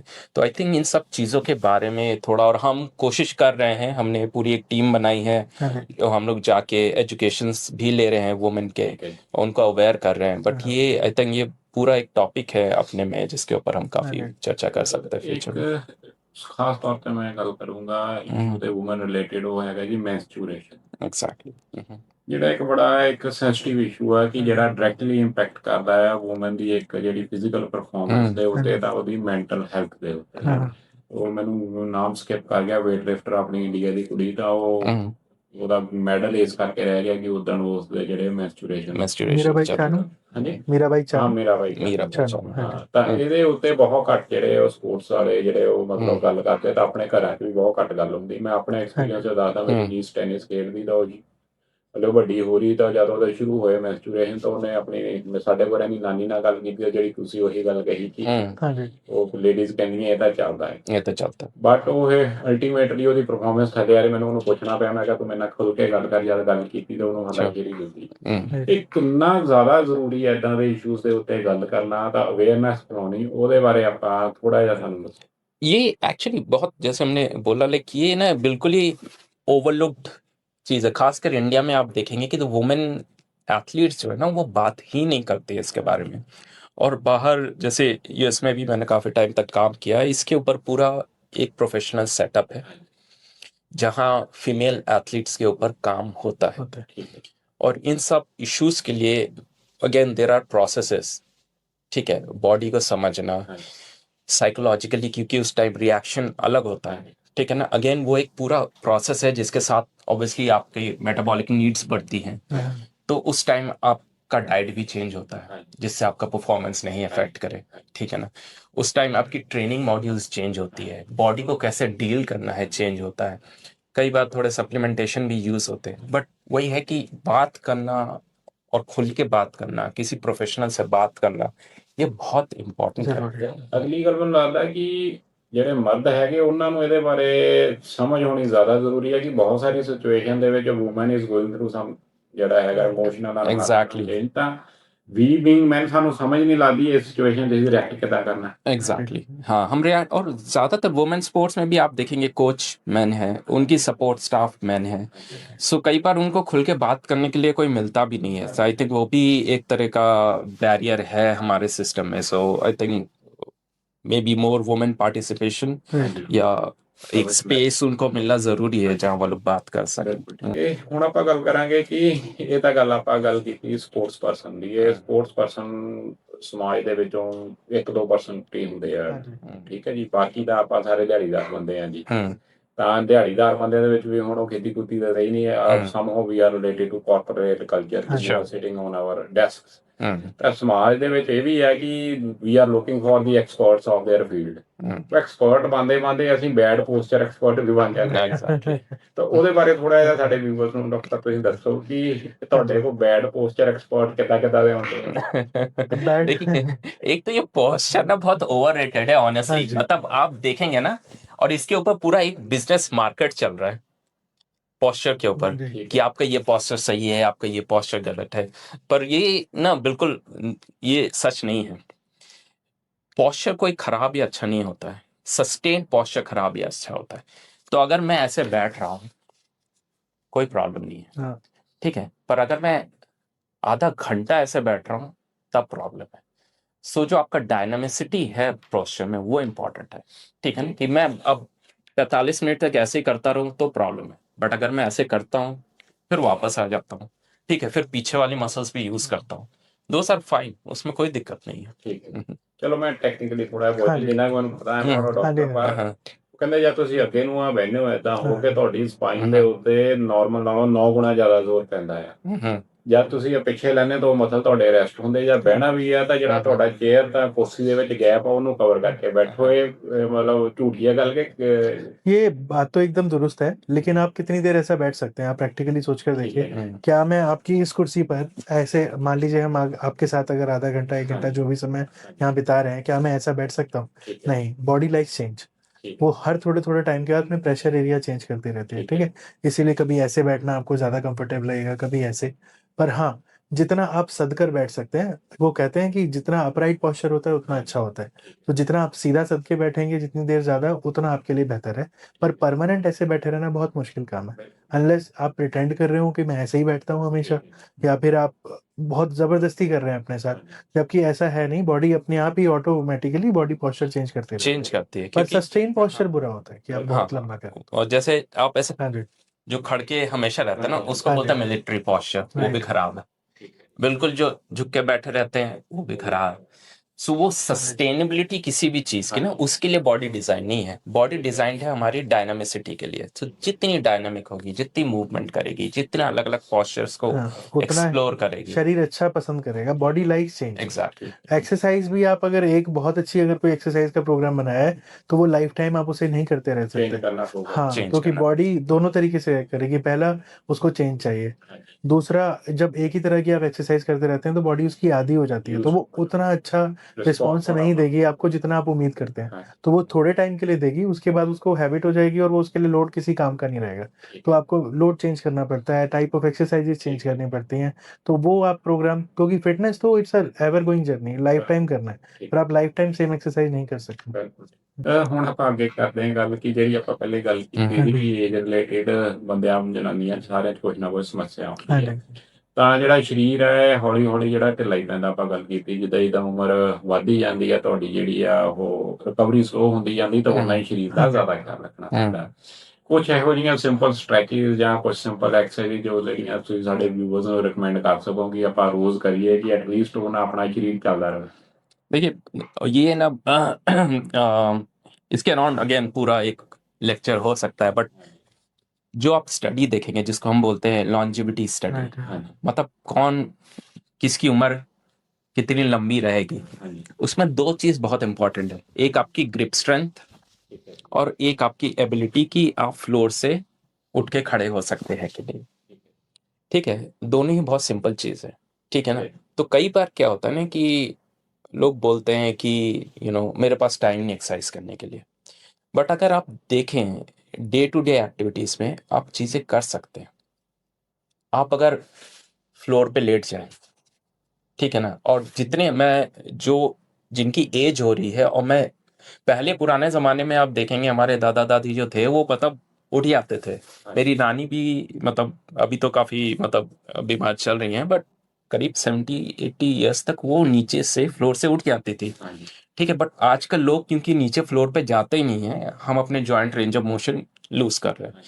सो हमारे बॉडी के लिए बहुत इंपॉर्टेंट है वो रेंजेस एक्सप्लोर करना। सो अगर आप जमीन पे पूरा लेट जाए, ठीक है ना, जस्ट फ्लोर पे पूरा हाथ पैर फैला के लेट जाए, ठीक है ना, फिर उठ के बैठे, फिर बिना अपना हाथ लगाए, ठीक है, खड़े हुए। अगर रोज आप ये 5 बार कर सकते हैं ना, तो आपके लिए बहुत एक तरह का फिटनेस ही हो गया वो। ठीक है ना। दूसरा ग्रिप स्ट्रेंथ पे काम करना। ठीक है ना। ग्रिप स्ट्रेंथ के लिए इजीली आपको ग्रिपर मिल जाएगा या कुछ भी। ठीक है ना। तो आप डे टू डे एक्टिविटीज में आप छोटी छोटी चीजें डाल सकते हैं। आप चाय बना रहे हैं किचन में खड़े होके 3 स्क्वाट कर लिए, ठीक है ना। ब्रश कर रहे हैं एक टांग पे खड़े होके करें। तो हम अपनी डे टू डे रूटीन में सिंपल चीजें ऐड कर सकते हैं। ठीक है। इसमें एक मैंने बहुत पहले एक स्टडी पढ़ी थी। उसमें क्या था, उन्होंने देखा कि जो बंदर है वो भी मतलब हमारे जीन्स से ही आते हैं, बट उनको आर्थराइटिस नहीं होता, बट ह्यूमंस को आर्थराइटिस होता है। तो जो रिसर्चर्स थे वो रिसर्च कर रहे थे, करते करते उन्होंने देखा कि जो पिंजरे में कैद थे बंदर, उनको आर्थराइटिस होता है, बट जो बाहर वाइल्ड में है उनका आर्थराइटिस नहीं होता। फिर उन्होंने पूरी रिसर्च करी उसके ऊपर, तो पता चला कि जो वाइल्ड में थे वो एक पेड़ से इस पेड़ जा रहे हैं, कूद रहे हैं और अपने जॉइंट्स को अलग अलग रेंजेस में यूज कर रहे हैं, जिसके वजह से उनका जॉइंट लुब्रिकेशन बेटर होता है, उनके मसल स्ट्रेच होती हैं, स्ट्रेंथ होती है। सो नेचुरली वो अवॉइड करते हैं, ठीक है ना, आपके जो जॉइंट डिजेनरेशन ये सब। सो ह्यूमंस के लिए भी सेम प्रिंसिपल है। आप अलग अलग रेंजेस को एक्सप्लोर करें, फ्लोर पे बैठे, स्क्वाट करके बैठे, फ्लोर से नीचे उठें, हाथ पांव घुमाएं, जितना आप मूवमेंट करेंगे आई थिंक सिंपल उतना बढ़िया है। ਇੱਕ ਹੋਰ ਗੱਲ ਆ ਜੀ ਬੜੀ ਮੈਨੂੰ ਲੱਗਦਾ ਉਹ ਜਿਹੜਾ ਮੌਕਾ ਟੋਸ ਵਿਖੇ ਦੇ ਉੱਤੇ ਗੱਲ ਹੁੰਦੀ ਆ, ਮਸਲ ਮਾਈਂਡ ਕਨੈਕਸ਼ਨ। ਇਹ ਮਸਲ ਮਾਈਂਡ ਕਨੈਕਸ਼ਨ ਨੂੰ ਅਸੀਂ ਕਿੱਦਾਂ ਐਕਸਪਲੇਨ ਕਰਾਂਗੇ, ਕਿੱਦਾਂ ਤੁਸੀਂ ਕਨੈਕਸ਼ਨ ਬਣਾਉਣਾ ਹੈ ਤੇ ਕਿਉਂ ਤੁਹਾਡੇ ਲਈ ਇਹ ਜ਼ਰੂਰੀ ਹੈ, ਇਹਦੇ ਬਾਰੇ ਸਾਨੂੰ ਦੱਸੋ। ये आपका जो पूरा बॉडी का फंक्शन है ना, ये ऐसा नहीं है कि बिना आपके ब्रेन के कंट्रोल के चल सकता है। ठीक है ना। आप हो सकते हैं बहुत स्ट्रांग हो, ठीक है, बट आपके न्यूरल कनेक्शन उतने अच्छे हैं ही नहीं, तो आप वो स्ट्रेंथ को यूज ही नहीं कर पाएंगे। ठीक है ना। हम जो मेडिसिन में जिसको बोलते हैं कि न्यूरोमोटर जंक्शन, ठीक है ना, ये वो जंक्शन है जहां पर नर्व्स मसल फाइबर को पेनिट्रेट करती है। आप सोचिए किसी ने बहुत सारे बाइसेप्स कर लिए, ठीक है ना, उसने बल्क बहुत बना लिया, अब उसका बल्क तो बहुत बड़ा है Right. और फॉर मतलब हाइपोथेटिकली हम लोग इमेजिन करते हैं कि 10 मसल फाइबर्स हैं, ठीक है, बल्क बहुत बड़ा है, बट उसमें 10 में से सिर्फ 4 ही मसल ऐसी हैं जिसमें न्यूरोनल कनेक्शन स्ट्रांग है। तो क्या वो अपने पावर को पूरी तरह यूज कर पा रहा है? नहीं। सो वो न्यूरोनल कनेक्शन भी इम्प्रूव करना बहुत ज़्यादा ज़रूरी है, ठीक है ना। दूसरा, जो ब्रेन और बॉडी का कनेक्शन आपको ना इन्वायरमेंटल अवेयरनेस देता है, हाँ। ठीक है। सो जो आप स्पोर्ट खेल रहे हो, ठीक है ना, अगर आप कनेक्टेड नहीं है और उस डिस्कनेक्टेड, जैसे कई बार अगर एथलीट का मूड, जिसको हम बोलते हैं साइकोलॉजिकल रेडीनेस, अगर वो एथलीट का मूड या साइकोलॉजिकल रेडीनेस पीक पे नहीं होता ना, तो उसकी परफॉर्मेंस बहुत नीचे जाती है। भले ही वो बहुत फिट है, एकदम आपको लगेगा बिल्कुल एकदम फिट एथलीट है, कोई उसको इंजरी नहीं है, कुछ नहीं है, फिर भी परफॉर्मेंस नहीं आ रही। जाते दिमाग हुक्म ही नहीं कर रहा था शरीर। हाँ, मतलब वो रिएक्शन ही चेंज हो जाता। देखिए बहुत एथलीट्स के साथ होता है, आपने विराट कोहली को भी बीच में देखा था, हाँ जी, हाँ जी, like he is the fittest person हाँ जी, for, but psychologically his brain and body वो कनेक्ट ही नहीं हो रहे हैं, हाँ जी, तो उसके शॉट्स वैसे लग ही नहीं रहे हैं। जो वो फ्लो आना चाहिए रिदम में, कि वो मसल मेमोरी जैसी काम करनी चाहिए, वो कनेक्शन ही टूट गया है। सो वो बहुत इंपॉर्टेंट, और कई बार हमने देखा वो बिल्कुल इग्नोर रहता है। तो हम लोग जब अपने क्लिनिक में भी टेस्ट करते हैं तो हमारा एक प्रोफाइल है जिसमें हम करते हैं इंजरी के बाद साइकोलॉजिकल रेडीनेस ऑफ एथलीट। सो उसमें हम लोग प्रोफाइलिंग करते हैं कि देखते हैं कि साइकोलॉजिकली रेडी भी है ये पेशेंट। ठीक है जी। बाकी तो फिटनेस टेस्ट उसने चेक कर लिया है, बट साइकोलॉजिकली रेडी नहीं है। ਮਤਲਬ ਆਪਾਂ ਇਹਨੂੰ ਉਦਾਂ ਕਹੀਏ ਕਿ ਆਪਣੇ ਹਾਂ। ਆਪ ਤੇ ਕੌਨਫੀਡੈਂਸ ਹੋਣਾ ਕਿੰਨਾ ਜ਼ਰੂਰੀ ਹੈ ਕਿ ਇੰਜਰੀ ਤੋਂ ਡਰਦਾ Exactly. ਨਹੀਂ ਜਾਂਦਾ ਪਲੇਅਰ। हाँ ਕਿ ਜਿੱਦਾਂ ਅਸੀਂ ਤੁਰੇ ਜਾਂਦੇ ਹਾਂ ਤਾਂ ਰਾਹ 'ਚ Exactly. ਸਾਡੇ ਕੁਝ ਵੱਜ ਜਾਂਦਾ ਤਾਂ ਅਸੀਂ ਹਰ ਵਾਰ ਉੱਥੋਂ ਬਚ ਕੇ ਜਾਂਦੇ ਹਾਂ ਜੀ। हाँ एग्जैक्टली, नो फॉर श्योर। ਇਹ ਮਤਲਬ ਬੜੀ ਟੈਕਨੀਕਲ ਗੱਲ ਹੈ ਕਿ ਹਾਂ। ਜਿਹੜੀ ਤੁਹਾਡੇ ਨਾਲ ਗੱਲ ਕਰਕੇ ਪਤਾ ਲੱਗਾ ਕਿ ਹਾਂ। ਮੈਨੂੰ ਵੀ ਇੰਨੀ ਬਰੀਕੀ ਤਾਈਂ ਵੀ ਜਿਹੜੇ ਆ ਤੁਸੀਂ ਜਾਣਦੇ ਤਾਂ ਮੈਨੂੰ ਲੱਗਦਾ ਆਹੀ ਜਿਹੜੀਆਂ ਛੋਟੀਆਂ-ਛੋਟੀਆਂ ਗੱਲਾਂ ਆ ਉਹ ਜਦ ਤੁਸੀਂ ਇੰਟਰਨੈਸ਼ਨਲ ਲੈਵਲ ਤੇ ਖੇਡਦੇ ਹੋ 19-21 ਦਾ ਜਿਹੜਾ ਫਰਕ ਪਾਉਂਦੀਆਂ ਕਿਉਂਕਿ ਪਲੇਅਰ ਤਾਂ ਸਾਰੇ ਸਕਿੱਲ ਵਾਈਜ਼ ਬਰਾਬਰ ਦੇ ਨੇ। एग्जैक्टली। ਜਿਹੜਾ ਏਦਾਂ ਦੀਆਂ ਗੱਲਾਂ ਦਾ ਖਿਆਲ ਰੱਖਦਾ ਹੈ ਨਿੱਕੀਆਂ-ਨਿੱਕੀਆਂ ਗੱਲਾਂ ਦਾ ਉਹ ਫਿਰ इंच करके अगले तो जरा अगले तो जाता है। मतलब हाँ, इसीलिए आप देखेंगे कि एक ही कोच के ट्रेन करे 10 लोगों में से कोई एक सक्सेसफुल दिखेगा और बाकी नौ नहीं दिखेंगे। हाँ जी, अगर उनकी कोचिंग सेम है, फिटनेस ट्रेनिंग सेम है, तो आइडियली 10 के 10 वहाँ होने चाहिए। हाँ जी, लेकिन वही छोटी छोटी चीजें से फर्क पता चलता है और कोई आगे बढ़ जाता है और कोई वहीं रह जाता है। हाँ एथलेटिक्स में तो हाँ। मतलब छोटे छोटे उस पे पॉइंट्स चले जाते हैं, मतलब आप सोचिए एक एक सेकंड में लोग रेस हार जाते बिल्कुल।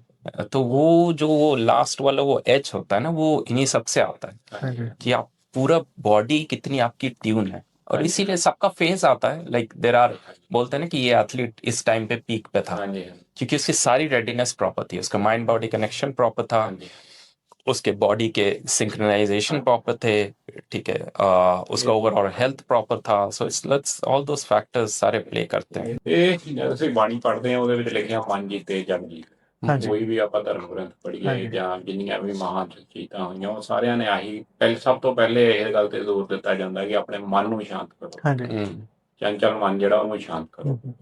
ਤਾਂ ਜਿਹੜਾ ਤੁਹਾਡਾ ਜੇ ਮਨ ਸ਼ਾਂਤ ਨਹੀਂਗਾ ਤੁਸੀਂ ਟੈਂਸ ਹੋ, हाँ जी। ਤੁਹਾਡਾ ਜਿਹੜਾ ਟੈਂਸ ਦਿਮਾਗ ਆ ਇਹ ਤੁਹਾਡੀ ਫਿਜ਼ੀਕਲ ਇੰਜਰੀਜ਼ ਦਾ ਕਾਰਨ ਬਣ ਸਕਦਾ ਹੈ ਜਾਂ ਕਿੱਦਾਂ ਬਣਦਾ ਆ, ਕਿੱਦਾਂ ਸਾਡੇ ਜੇ ਟੈਨਸ਼ਨ ਜਿਹੜੀ ਅਸੀਂ ਲੈਂਦੇ ਆ ਜਾਂ ਹਾਂਜੀ। ਡਿਪਰੈਸਡ ਮਾਈਂਡ ਆ ਉਹ ਬੋਡੀ ਨੂੰ ਝੰਜੋੜਦਾ ਉਹਦੇ ਬਾਰੇ ਦੱਸੋ। देखिए स्ट्रेस तो एक बहुत इम्पोर्टेंट रोल प्ले करता है हमारे ओवरऑल हेल्थ में। एक तो इंजरी हो भी सकती है, और इंजरी हो गई तो हीलिंग में भी बहुत प्रॉब्लम करेगा, ठीक है। जब आप स्ट्रेस लेते हैं, मतलब अपने जो सिंपैथेटिक नर्वस सिस्टम है, जो बोलते हैं फाइट और फ्लाइट, इसको थोड़ा आसान भाषा में अगर हम बोले कि आप कहीं वॉक कर रहे हैं और एकदम से आपको शेर दिख जाए, हाँ जी, हाँ जी, तो क्या होगा, हमारा फाइट एंड फ्लाइट रिस्पॉन्स, जो सिंपैथेटिक रिस्पॉन्स है, हाँ जी, हाँ जी, वो बहुत तेज ट्रिगर होता है, ठीक है ना। तो जब आप स्ट्रेस लेते हैं ना, तो हमारा फाइट एंड फ्लाइट रिस्पॉन्स ज़्यादा ट्रिगर होता है। ठीक है, उससे क्या होगा, हमारे जितने भी नर्वस सिस्टम है वो ना आपको बचाने में लग जाएंगे, वो हीलिंग में नहीं रहेंगे फिर, ठीक है। सो वो टोटली आपका जो सिस्टम है, जो हार्मोनल सिस्टम है, जो मेटाबॉलिक सिस्टम है, जो नर्वस सिस्टम है, वो पूरा ऐसे मोड में रहेगा कि वो आपको किसी थ्रेट से बचा रहा है, ठीक है ना। और जब ऐसा होता है ना कि जब आप समझ लीजिए शेर से बचने के लिए भाग रहे हैं, तो आप बहुत तेज भागते हैं, ठीक है ना, और तब ऑब्वियसली इंजरी हो सकती है, उस वक्त आपको इंजरी, आपका पैर भी मुड़ जाए पर अभी आपको तो जान बचानी है, तो वो प्रायोरिटी है बॉडी के लिए, तो वो भागेगा, हड्डी टूट गई तब भी भागेगा। तो वो ना, आप इससे देखिए कि एक तो इंजरी की चांसेस बढ़ जाती हैं क्योंकि आपका फाइट एंड फ्लाइट मोड इतना तेज है, बाकी इंजरी होगी तो हीलिंग भी नहीं होगी क्योंकि अभी भी आप फाइट एंड फ्लाइट में, क्योंकि आप अपने आप को सेव कर रहे हैं रादर देन हाँ, कि आप एक स्टेप बैक लेके बॉडी को वो चांस दे रहे हैं कि आप हील करो। और शेर आ जाएगा तो आदमी व्हीलचेयर से भी उठ के भाग जाएगा। एक बार तो सही बात है। एक बार ਉਹ तो ਮਤਲਬ ਤੁਹਾਡੀ ਕੋਈ डिफेंसिव मैकेनिज्म ਜਿਹੜਾ हाँ जी। Exactly exactly. व्हीलचेयर में बैठा बंदा भी कूद के भागने लगेगा शेर दिखेगा तो। ਚਲੋ ਇੱਕ ਹੋਰ ਗੱਲ ਹੈ ਜੀ ਕਿ ਆਮ ਤੌਰ ਤੇ ਜਿੱਦਾਂ ਹੁਣ ਮੈਂ ਕਹੂੰਗਾ ਜੀ ਮੇਰੀ ਰਾਈਟ ਸਾਈਡ ਤੋਂ ਪਿੱਠ ਦੁਖਦੀ ਹੈ, ਹਾਂਜੀ। ਸੈਟਿਕ ਆ ਜੀ ਮੇਰੇ ਰਾਈਟ ਸਾਈਡ ਤੇ, ਤਾਂ ਮੈਂ ਰਾਈਟ ਸਾਈਡ ਨੂੰ ਠੀਕ ਕਰਨ ਤੇ ਜ਼ੋਰ ਲਾਈ ਜਾਊਂਗਾ। ਹਾਂਜੀ। ਪਰ ਜਦ ਆਪਾਂ ਗੱਲ ਕਰਦੇ ਹਾਂ ਐਕਸਪਰਟਸ ਦੇ ਨਾਲ, ਜਿਹਦੇ ਬਾਰੇ ਪੜ੍ਹਦੇ ਹਾਂ, ਤਾਂ ਬਹੁਤ ਸਾਰੀ ਵਾਰ ਐਦਾਂ ਹੁੰਦਾ ਹੈ ਕਿ ਜਿਹੜੀ ਤੁਹਾਡੀ ਲੈਫਟ ਸਾਈਡ ਦਾ ਕੋਈ ਆਰਗਨ ਵੀਕ ਆ ਤਾਂ ਉਹਦਾ ਜਿਹੜਾ ਭਾਰ ਸਾਰਾ ਤੁਹਾਡੀ ਰਾਈਟ ਚੱਕਦੀ ਹੈ, ਇਸ ਕਰਕੇ ਉਹ ਹੁੰਦੀ ਹੈ ਹਾਂਜੀ। ਦਿੱਕਤ। ਇਹ ਕਿੰਨੀ ਕੁ ਮਤਲਬ ਬਰੀਕੀ ਵਾਲੀ ਗੱਲ ਆ, ਜਾਂ ਇਹਨੂੰ ਸਮਝਣਾ ਜ਼ਰੂਰੀ ਹੈ ਕਿ ਜਦ ਤੁਹਾਡੇ ਕਦੀ पेन ਹੁੰਦਾ है? श्योर, ये मतलब बहुत अच्छा क्वेश्चन है एक्चुअली। हाँ जी। वही जब हमने अपना कॉन्वर्सेशन शुरू किया था तो हाँ इसी जी। बात से किया था कि वो बॉडी को एज ए होल देखना, हाँ जी। सो वो बहुत इम्पॉर्टेंट है क्योंकि कई बार क्या होता है ना, इंजरी सबसे ज़्यादा प्रॉब्लम्स कब होती है, जब बहुत पुरानी हो जाती है तो बॉडी ना आपकी कॉम्पनसेट करती है, हाँ जी। ठीक है ना। सो बॉडी का प्रिंसिपल जो ब्रेन कैसे काम करता है कि यूज इट और लूज इट। तो समझ लीजिए आपके लेफ्ट साइड में पेन है, हाँ जी। ठीक है ना, सो आप जितनी बार लेफ्ट साइड पे वेट डालते हैं हाँ जी। ब्रेन को सिग्नल मिलता है पेन है, हाँ। ठीक है, तो अब ब्रेन धीरे धीरे क्या करेगा, अरे मैं तो लेफ्ट साइड पे भार देता हूँ तो ये पेन देता है, मैं इसको धीरे धीरे बंद करता हूँ, ठीक है। तो क्या करेगा, धीरे धीरे हाँ। वहाँ की नर्व सप्लाई कट करनी शुरू करेगा, वहाँ की मसल वीक करनी शुरू करेगा, तो आपके पास ऑप्शन क्या रह गया, राइट साइड। तो आप देखेंगे आपके जो चलने का तरीका है वो बदल जाता है, ठीक है, आप कैसे बाकी फंक्शन कर रहे हैं वो बदल जाता है, और ना वो सबकॉन्शियसली ब्रेन ऐसा क्रिएट कर देता है कि आप अपने एक साइड को प्रोटेक्ट करने लगते हैं, ठीक है जी। और फिर वो चलता रहता है। फिर क्या होगा, कई बार हम लोग पेशेंट देखते हैं कि डॉक्टर साहब हमारे लेफ्ट एंकल से प्रॉब्लम शुरू हुई थी, अभी लेफ्ट नी भी दुखता है, अभी लेफ्ट हिप भी दुखता है, अब धीरे धीरे मेरा राइट कंधा दुख रहा है। सो वो बॉडी पूरा एक पैटर्न बना लेता है, तो वो पैटर्न समझना बहुत ज़रूरी है, ठीक है। और इसके लिए आपको मतलब कोई एक्सपर्ट जो समझ सके, हाँ जी। आपके पूरे बॉडी को होलिस्टिकली देख सके, वो ज़रूरी है कि आप ऐसे बंदे को रीच आउट करें। ठीक है। ਤਾਂ ਇਹ ਇੱਕ ਪੁੱਛਾ ਤਾਂ ਮੈਂ हम्म, ਥੋੜਾ ਜਿਹਾ ਚੈਲੰਜਿੰਗ ਕੁਐਸਚਨ ਤੁਹਾਨੂੰ ਪੁੱਛਾਂ ਜਾਂ ਓਵਰ ਐਂਬੀਸ਼ੀਅਸ ਹੋ ਕੇ ਪੁੱਛਾਂ sure। ਕਿ ਤੁਹਾਨੂੰ ਇਹ ਲੱਗਦਾ ਕਿ ਕਿਸੇ ਵੀ ਬਿਮਾਰੀ ਦਾ ਇਲਾਜ, ਖਾਸ ਕਰ ਜਿਹੜੇ ਤੁਹਾਡੇ ਪੇਸ਼ੈਂਟਸ ਆ, ਉਹ ਬਿਨਾਂ ਦਵਾਈ ਤੋਂ ਉਹਨਾਂ ਦਾ ਹੋ ਸਕਦਾ? बहुत टाइम हो जाता है, हाँ। मतलब डिपेंड करता है कि हाँ, जैसे पेन वगैरह है, ऐसा नहीं है कि आपको दवाई खाने की ही ज़रूरत है, ठीक है। ठीक है ना। बॉडी का ना अपना एक हीलिंग मैकेनिज्म होता है, ठीक है ना, वो खुद हील करने की पॉसिबिलिटी बहुत अच्छी होती है। ठीक है। और मेरे एक प्रोफेसर थे, वो बोलते थे हम हीलर नहीं हैं, हम फैसिलिटेटर हैं। फैसिलिटेटर। ठीक है।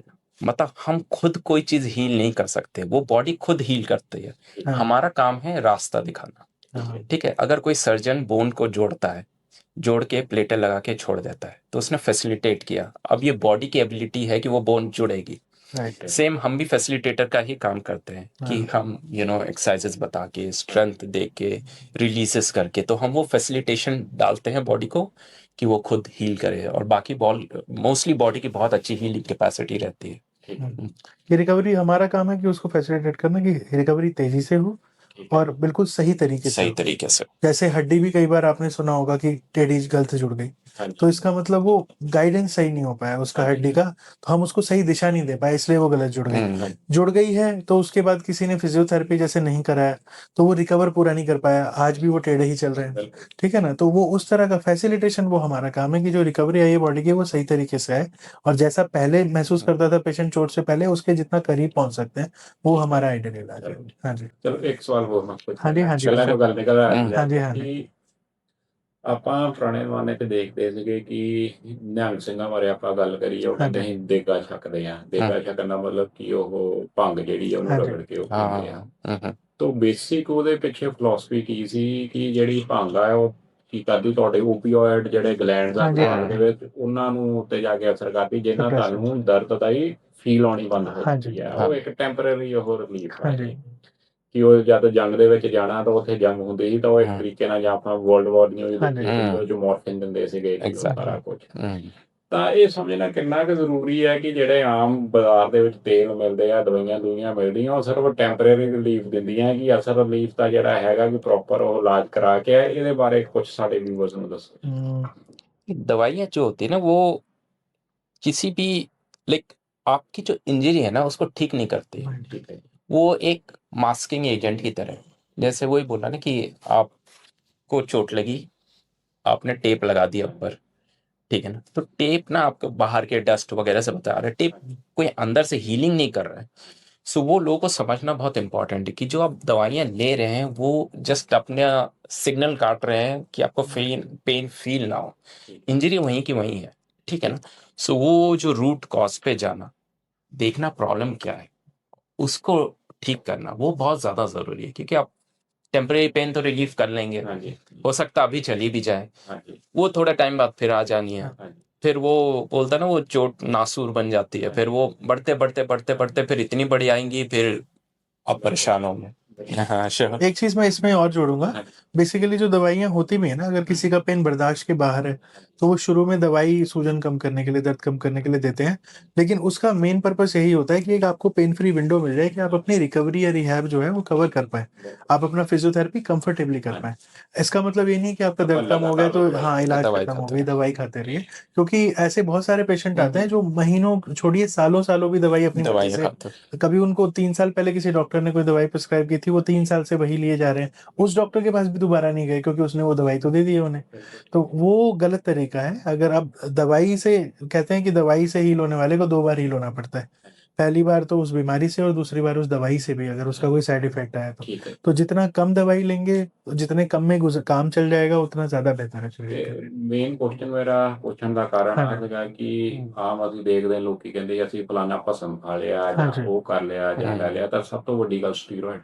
हाँ हाँ आई थिंक उससे खतरनाक चीज तो है ही हाँ नहीं, जी मतलब जितना अवॉइड करे उतना हाँ जी अच्छा। अच्छा है। ਸਟੀਰੋਇਡ ਠੀਕ ਤਾਂ ਕਰਦਾ ਨਹੀਂਗਾ, ਸਿਰਫ ਉਹ ਤੁਹਾਨੂੰ ਇੱਕ ਤਾਕਤ ਵਧਾ ਦਊਗਾ ਟੈਂਪਰੇਰੀ ਪੀਰੀਅਡ। टेम्परेरी ताकत बढ़ा देता है, थोड़ा टेम्परेरी इन्फ्लेमेशन कम कर सूजन देता कम है। कर देता है और आपको एक विंडो दे देगा कि आप इसमें रिहैब अपना खत्म करें। और दूसरा सबसे बड़ा नुकसान क्या है पता, वो ना डिजेनरेशन करता है, तो हाँ। जहां पर आपने लगाई है ना वहाँ की मसल भी चली जाती है, हाँ जी वहाँ के बोन में भी डिजेनरेशन होता है। हाँ फर्स्ट डोज में नहीं होगा, इतना ज्यादा नहीं होता है, मतलब साल में करीब 3 आप लगा सकते हैं, हाँ। ठीक है ना, बट अगर वो रिपीटेड यूजेस होता रहे तो बॉडी के लिए अच्छा नहीं। अच्छा। बट अगेन ये सब वही ना, ड्रग्स अच्छे नहीं है आपके बॉडी के लिए, कुछ so भी जितना आर्टिफिशियल बॉडी फॉर्म। हाँ, सो बॉडी को खुद हील होने दे, उसमें ट्रेमेंडस कैपेसिटी होती है। हाँ वो जो एकदम शॉर्टकट लोग ढूंढते हैं ना वो ठीक नहीं है, अच्छा। वो ਤੇ ਜਿੱਦਾਂ ਆਪਾਂ ਨੂੰ ਥੋੜੀ ਦੇਰ ਪਹਿਲਾਂ ਥਾਇਰੋਇਡ ਦੀ ਗੱਲ ਹਾਂਜੀ। ਕੀਤੀ ਸੀਗੀ ਕਿ ਉਹਦੇ ਵਿੱਚ ਜਿੰਨੀ ਕੁ ਮੇਰੀ ਸਮਝ ਆ ਗਈ ਉਹ ਟਾਈਟ ਮਸਲ ਨੂੰ ਤੁਸੀਂ ਲੂਜ਼ ਕਰਦੇ ਹੋ, ਹਾਂਜੀ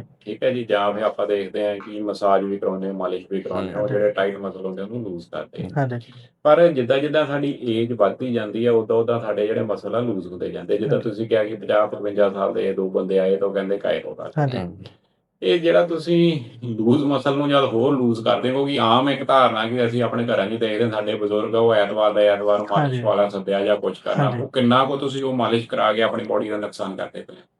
नुकसान हमेशा नहीं, अगर देखिए मालिश वाला भी प्रोफेशनल हो सकता है, वो अगर उसने पढ़ाई की है उस चीज़ की तो ठीक है, तो उसको अगर अच्छा मालिश वाला होगा तो उसको टच से पता चल जाएगा कि किस तरह की चीज़ पर वो काम कर रहा है, जो बॉडी टिश्यू है, मसल है, तो उसको रफ आइडिया लग जाता है, ठीक है। लेकिन अब कोई अगर पढ़ा, आप डिपेंड करता है किसके पास जा रहे हैं। एक होता है कि जिसने पढ़ाई लिखाई नहीं की, वैसे डॉक्टर के पास भी लोग जाते हैं, दवाई ले लेते हैं जो वो देता है और ठीक हो जाते हैं, अगर नहीं होता वो रेफर कर देते हैं कि आप वहाँ चल। एक है कि आपने पढ़ाई की है और आप पेशेंट को चेक कर सकते हो, तो अच्छा चाहे मसाज वाला हो चाहे अच्छा फिजियोथेरेपिस्ट हो, एक उनको अपने एरिया ऑफ एक्सपर्टीज तभी पता है जब वो, अगर पेशेंट आ रहा है तो उसको पहले जांच रहे हैं कि हम इस पर क्या कर सकते हैं और क्या नहीं कर सकते हैं। अगर जो भी आ रहा है आप बोल रहे हो लेटो जी मैं मालिश कर देता हूँ, वो गलत तरीका है, ठीक है। अगर वो एक बार कम से कम अच्छे से नजर भर के, उसको जब तक मरीज की जांच नहीं होगी तब तक आप डिसाइड नहीं कर सकते कि आप क्या करना चाहते हैं क्या नहीं करना चाहते हैं। और मसाज भी कई तरह की होती है, तो जो पेशेंट से पेशेंट वेरी करता है, सब पर आप एक जैसी मसाज नहीं कर सकते। किसी को आप डीप टिश्यू कर सकते हो, किसी को नहीं कर सकते, एज ज़्यादा है, किसी को आप सुपरफिशियल करोगे, ठीक है ना। तो मसाज की भी बहुत कैटेगरी होती है, तो वो आप सबको सारी मसाज भी नहीं कर सकते। ਬਿਲਕੁਲ ਜਿੱਦਾਂ ਜਿੱਦਾਂ ਡਾਕਟਰ ਸਾਹਿਬ ਸਾਇੰਸ ਤਰੱਕੀ ਕਰਦੀ ਆ ਉੱਦਾਂ ਹਾਂਜੀ। ਉੱਦਾਂ ਜਿਹੜੀਆਂ ਡਿਫਰੈਂਟ ਜਿਹੜੀਆਂ ਫੀਲਡਸ ਅੱਗੇ ਆਉਂਦੀਆਂ ਜਾਂਦੀਆਂ ਹੈ ਕੁਝ ਹੱਦ ਤਾਈਂ ਸਾਇੰਸ ਹੈ ਇਸ ਤਰੀਕੇ ਨਾਲ ਕੀ ਕਰਦੀ ਕੋਈ ਜਿਹੜੀਆਂ ਅਲੱਗ-ਅਲੱਗ ਫੀਲਡਸ ਆ ਉਹਨੂੰ ਜੋੜ ਦਿੰਦੀਆਂ ਜਿੱਦਾਂ ਹੁਣ ਹਾਂਜੀ। ਤੁਹਾਡੀ ਫੀਲਡ ਆ ਆਮ ਬੰਦੇ ਨੂੰ ਤਾਂ ਲੱਗਦਾ ਸਿਰਫ ਫਿਜ਼ੀਓਥੈਰੇਪੀ ਆ ਬਟ ਇਹਦੇ ਵਿੱਚ ਕਾਇਰੋ ਵੀ ਆ ਜਾਂਦੀ ਸਾਰਾ ਕੁਝ ਆ ਜਾਂਦਾ हम्म, ਠੀਕ ਹੈ ਤਾਂ ਹੁਣ ਇਹਦੇ ਵਿੱਚ ਗੱਲ ਫੇਰ ਆ ਜਾਂਦੀ ਹੈ ਗੁੱਡ ਕੌਪ ਬੈਡ ਕੌਪ ਵਾਲੀ ਕਿ Exactly. ਕਿਹੜਾ ਇਲਾਜ ਜ਼ਿਆਦਾ ਵਧੀਆ ਤੇ ਕਿਹੜਾ ਜਿਹੜਾ ਨਹੀਂ ਗਾ ਤਾਂ ਸਭ ਤੋਂ ਪਹਿਲੇ ਤਾਂ ਸਾਨੂੰ ਆ ਗੱਲ ਸਮਝਾਓ ਕਿ ਜਿਹੜੀ ਇੱਕ ਨਿਗਮਾ ਆ ਇਹ हम्म, ਹਾਂਜੀ। ਆਮ ਬੰਦੇ ਨੂੰ ਲੱਗਦਾ ਕਿ ਅਸੀਂ ਵੀਡੀਓਜ਼ ਦੇਖਦੇ ਹਾਂ ਕਿ ਹਾਂਜੀ। ਉਹਦੇ ਵਿੱਚ ਹਾਂ। ਪਟਾਕਿਆਂ ਦੀਆਂ ਆਵਾਜ਼ਾਂ ਆਈ ਜਾਂਦੀਆਂ ਕਿ ਪਟਾਕੇ Exactly. ਕੱਢਣ ਵਾਲੀ ਹਾਂ। therapy ਹੈ ਸੱਚੀ ਆਹੀ ਹੈ ਕਿ ਉਹਦੇ ਵਿੱਚ ਇੱਕ ਡੀਪਰ ਸਾਇੰਸ ਇਹਦੇ ਵਿੱਚ ਇਨਵੋਲਡ ਆ ਬੜੀ ਸੈਂਸਿਟਿਵ ਚੀਜ਼ ਹੈ देखिए साइंस तो है उसमें, there's certain extent of science, but ये लोग को समझनी चाहिए कि इसको मार्केट कैसे, अगर हम साइकोलॉजी वाली बात कर रहे हैं कि मार्केट कैसे करा गया है इसको, कि आप जाते हैं कोई चीज कोई चटकाता है और आपको कुछ भी हो, मतलब कहीं दर्द हो, चक्कर आ रहे हो, रिश्ता खराब हो, हर चीज चटकाने से ठीक हो जाएगा। ऐसा नहीं होता है। और लोगों का पर्सपेक्टिव है कि वो बोन बैठ गई वहां पर, हाँ। तो बोन कभी बैठती नहीं है, हाँ जी। और जॉइंट बस चटकाने से कभी हिलती नहीं है। हाँ जी। जो वो पॉप आता है ना, वो जो आपके जॉइंट में नाइट्रोजन की बबल होती बबल्स है, होता है। वो पॉप करती है। ठीक है तो कुछ सेट कुछ नहीं हुआ, बट वो ना एक तरह का आपको रिलैक्सेशन देता है, कि वो एक न्यूरोलॉजिकल फिनोमेना होता है कि हाँ। कुछ चटकता है, वो ब्रेन को बड़ा अच्छा सा लगता है। सो वही प्रिंसिपल है, तो वो टेम्पररी आपके ब्रेन को कम कर देता है। राइट। ठीक है, मोर ऑफन देन नॉट हो सकता है आपको वहां पर, अगेन वो ऑरा की बात है कि आप डॉक्टर के पास जाओगे, एक फ्लैशी सा क्लिनिक होगा, सुंदर सा टेबल होगा, डॉक्टर आएगा, चटकाएगा, आप उठ के बैठो, हाँ बहुत अच्छा लगा, ठीक है ना। सो वो एक दैट मोमेंट का रहता है, बट देन मोर और लेस वो पेन वापस आ जाएगा। तो अगेन हीलिंग के पीछे पूरा एक प्रोसेस होता है, जो लोग एक्सेप्ट नहीं करना चाहते। सब लोग वही रीलें देख के आते हैं राइट। ठीक है कि जी मुझे चटका दो ऊपर से नीचे तक, मैं ठीक हो जाऊंगा। ਇੱਕ ਸਵਾਲ ਤੁਹਾਨੂੰ हाँ जी। हाँ ਪੁੱਛਣਾ जी। ਆਮ ਲੋਕਾਂ ਦਾ ਸਵਾਲ ਆ ਵੀ ਕਿ ਇਹ ਕਾਇਰੋ ਕਦੋਂ ਕਰਾਉਣੀ ਚਾਹੀਦੀ ਹੈ ਫਿਰ कायरो जैसे हमारी थेरेपी का भी एक पार्ट है, हाँ। लेकिन हम सिर्फ कायरो ही नहीं करते। ठीक है कायरो प्रैक्टर बहुत अच्छी स्किल हो सकती है, लेकिन जरूरी नहीं है कि वो हर पेशेंट पर सूट करे। ठीक है कई बार क्या होता है, पेशेंट आता है और आपसे जिद करता है कि नहीं मुझे बस कायरो ही करानी है, ठीक है जो कि अच्छा तरीका नहीं है।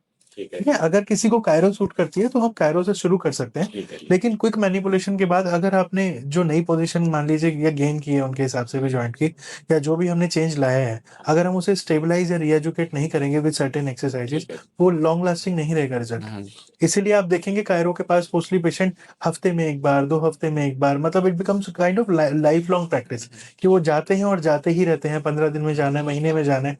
हमारा लॉन्ग टर्म गोल रहता है कि एक बार हमने इलाज कर दिया तो पेशेंट उससे बिल्कुल मुक्त रहना चाहिए। मतलब अगर आप बाहर काम कर रहे हैं, तो मान लीजिए मेरे पैर में अगर चोट लगी थी, तो मुझे ख्याल में भी ना आया कि मेरे पैर में कभी चोट लगी थी।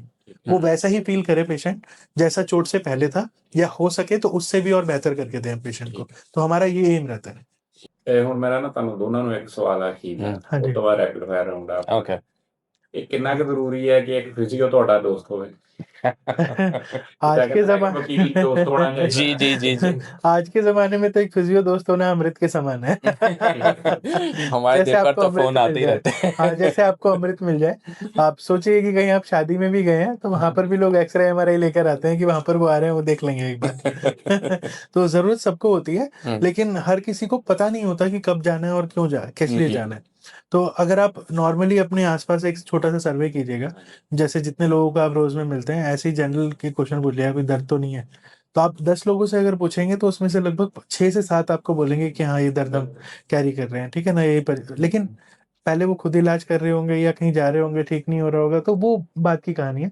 लेकिन आप 10 लोगों को पूछेंगे तो 7 लोगों को एक फिजियो की जरूरत आराम से उसी खड़े पैर में हाँ, मिल दर्द तो जाएगी। सबको है। एक मैंने सबको। बहुत पहले एक किताब में पढ़ा था, डोंट रिमेम्बर द हाँ जी। नॉवल का नाम नहीं आता, पर उसमें लिखा होता pain is an indication that you are alive. हाँ जी। हाँ जी कि पेन एक ऐसी चीज है जो बता, जिस दिन आपको हाँ। पेन नहीं होगा मतलब आपकी बॉडी खत्म हो गई है।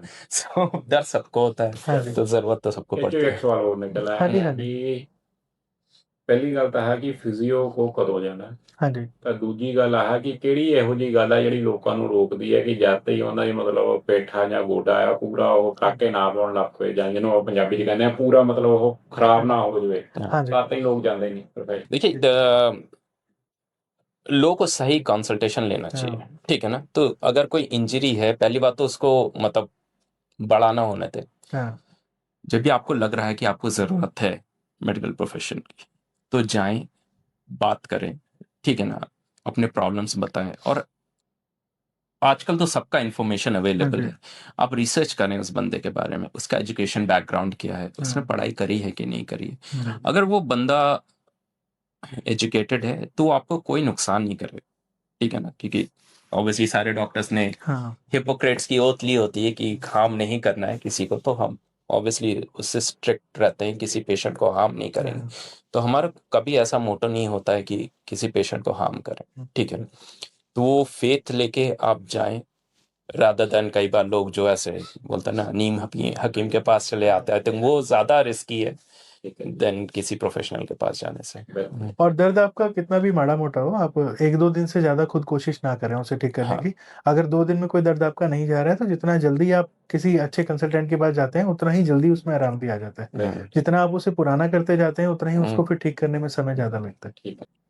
ਇੱਕ ਤੁਸੀਂ ਗੱਲ ਕੀਤੀ ਰੀਲਾਂ ਦੀ हम्म, ਕਿ ਰੀਲ ਦੇਖ ਕੇ ਤਾਂ ਲੋਕ ਕਹਿੰਦੇ ਰੀਲਾਂ ਕੋਈ ਸਾਡਾ ਇਲਾਜ ਹੋ ਜਾਵੇ। एग्जैक्टली। ਤਾਂ ਜਿਆਦਾ ਆਪਾਂ ਫਿਟਨੈਸ ਵਾਲੀਆਂ ਰੀਲਾਂ ਦੇਖਦੇ ਹਾਂ ਤਾਂ ਉਹਦੇ ਵਿੱਚ ਮੈਜੋਰਟੀ ਆ ਦੇਖਦੇ ਆ ਕਿ ਉਹ ਜਿਹੜੀ ਹਾਈ ਰੈਜ਼ਿਸਟੈਂਸ ਟ੍ਰੇਨਿੰਗ ਕਰਨ ਦੇ ਹਾਂਜੀ। ਹੁੰਦੇ ਆ ਕਿ ਫਟਾਫਟ ਦੌੜੀ ਜਾਂਦੇ ਫਟਾਫਟ ਵੇਟ ਮਾਰੀ ਜਾਂਦੇ ਆ। ਇਹ ਗੱਲ ਸਮਝ ਨਹੀਂ ਕਿੰਨੀ ਕੁ ਜ਼ਰੂਰੀ ਹੈ ਕਿ ਇਹ ਸਾਡੇ ਲਈ ਚੀਜ਼ ਨਹੀਂ, ਇਹ ਤਾਂ ਜਿਹੜਾ ਕੋਈ ਐਲੀਟ ਐਥਲੀਟ ਉਹਦੀ ਅਸੀਂ ਇਹ जी। ਕਰਕੇ ਆਪਣਾ ਬੇੜਾ ਹੀ ਗਰਕ ਕਰ ਰਹੇ ਹਾਂ। हाँ, मतलब वो ना बॉडी स्पेसिफिक होनी चाहिए, ठीक है ना। और जो ट्रेनिंग होती है ना वो रिक्वायरमेंट स्पेसिफिक होनी, ठीक है ना। तो अगर तो मुझे ज़रूरत नहीं है, मतलब मेरा एक तो जो भी ट्रेनिंग होनी चाहिए ना वो गोल बेस होनी चाहिए कि मेरा गोल क्या है। मेरा गोल है फिट रहना, मेरा गोल है कुछ हैवी उठाना, मेरा गोल फ्लेक्सिबल होना। वो पहले गोल्स हमें अपने लाइफ के डिसाइड करने, ठीक है ना, उसके हिसाब से हमें फिर अपनी ट्रेनिंग्स करनी चाहिए, ठीक है ना। आजकल हर किसी को लगता है कि जिम में हैवी वेट उठाना या बहुत तेज भाग लेना दैट इज फिटनेस। और आजकल अलग अलग स्कूल ऑफ थॉट्स भी आ गए हैं कि हर कोई बोलता है कि मेरा सामान सबसे बेस्ट है, बट ऐसा नहीं है। There is no right thing, but there is a right thing for you. So find that calling और फिर उसके हिसाब से अपने बॉडी को ट्रेन करें। एक जैसे जनरल अवेयरनेस का भी इशू रहता है यहाँ पे कि ज्यादातर लोग जो जिम जाते हैं ना they like to bulk up. ठीक है, जितना आप मसल बढ़ाते हैं बॉडी में उतना बॉडी हाई मेंटेनेंस होती जाती है। उसको उतना ही ज्यादा वर्कआउट के लिए टाइम चाहिए, उसको उतना ही ज्यादा रेस्ट चाहिए और उसको उतना ही अच्छा न्यूट्रिशन भी चाहिए, ठीक है, जो शायद उनके डेली रूटीन में जरूरत नहीं होगी उनको। अगर आप देखेंगे लोग जिम में जाकर बहुत अच्छा वर्कआउट करते हैं, बड़े मसल बना रखे हैं, और वो सारा दिन क्या कर रहे हैं, गाड़ी में बैठे एक साइड पर गए, ऑफिस में बैठे सारा दिन काम किया, देयर बैक, ठीक है। तो वो उनकी डेली रिक्वायरमेंट नहीं है, वो अननेसेसरी सिर्फ लुक्स के चक्कर में अपनी बॉडी बहुत हाई मेंटेनेंस रख रहे हैं और ज्यादा काम कर रहे हैं जरूरत से। हो सकता है उनकी जरूरत अगर ज्यादा सेटिंग है तो उनकी मसल्स ही कुछ और रीएजुकेट करनी हो, पॉस्चर ट्रेनिंग करेंगे तो इजी रहेगा, योगा कर सकते हैं बेसिक एक्सरसाइज के लिए, पिलाटेस कर सकते हैं, ठीक है। लेकिन बहुत बड़ा मसल गेन करना मतलब वो एकदम अलग ही दुनिया है।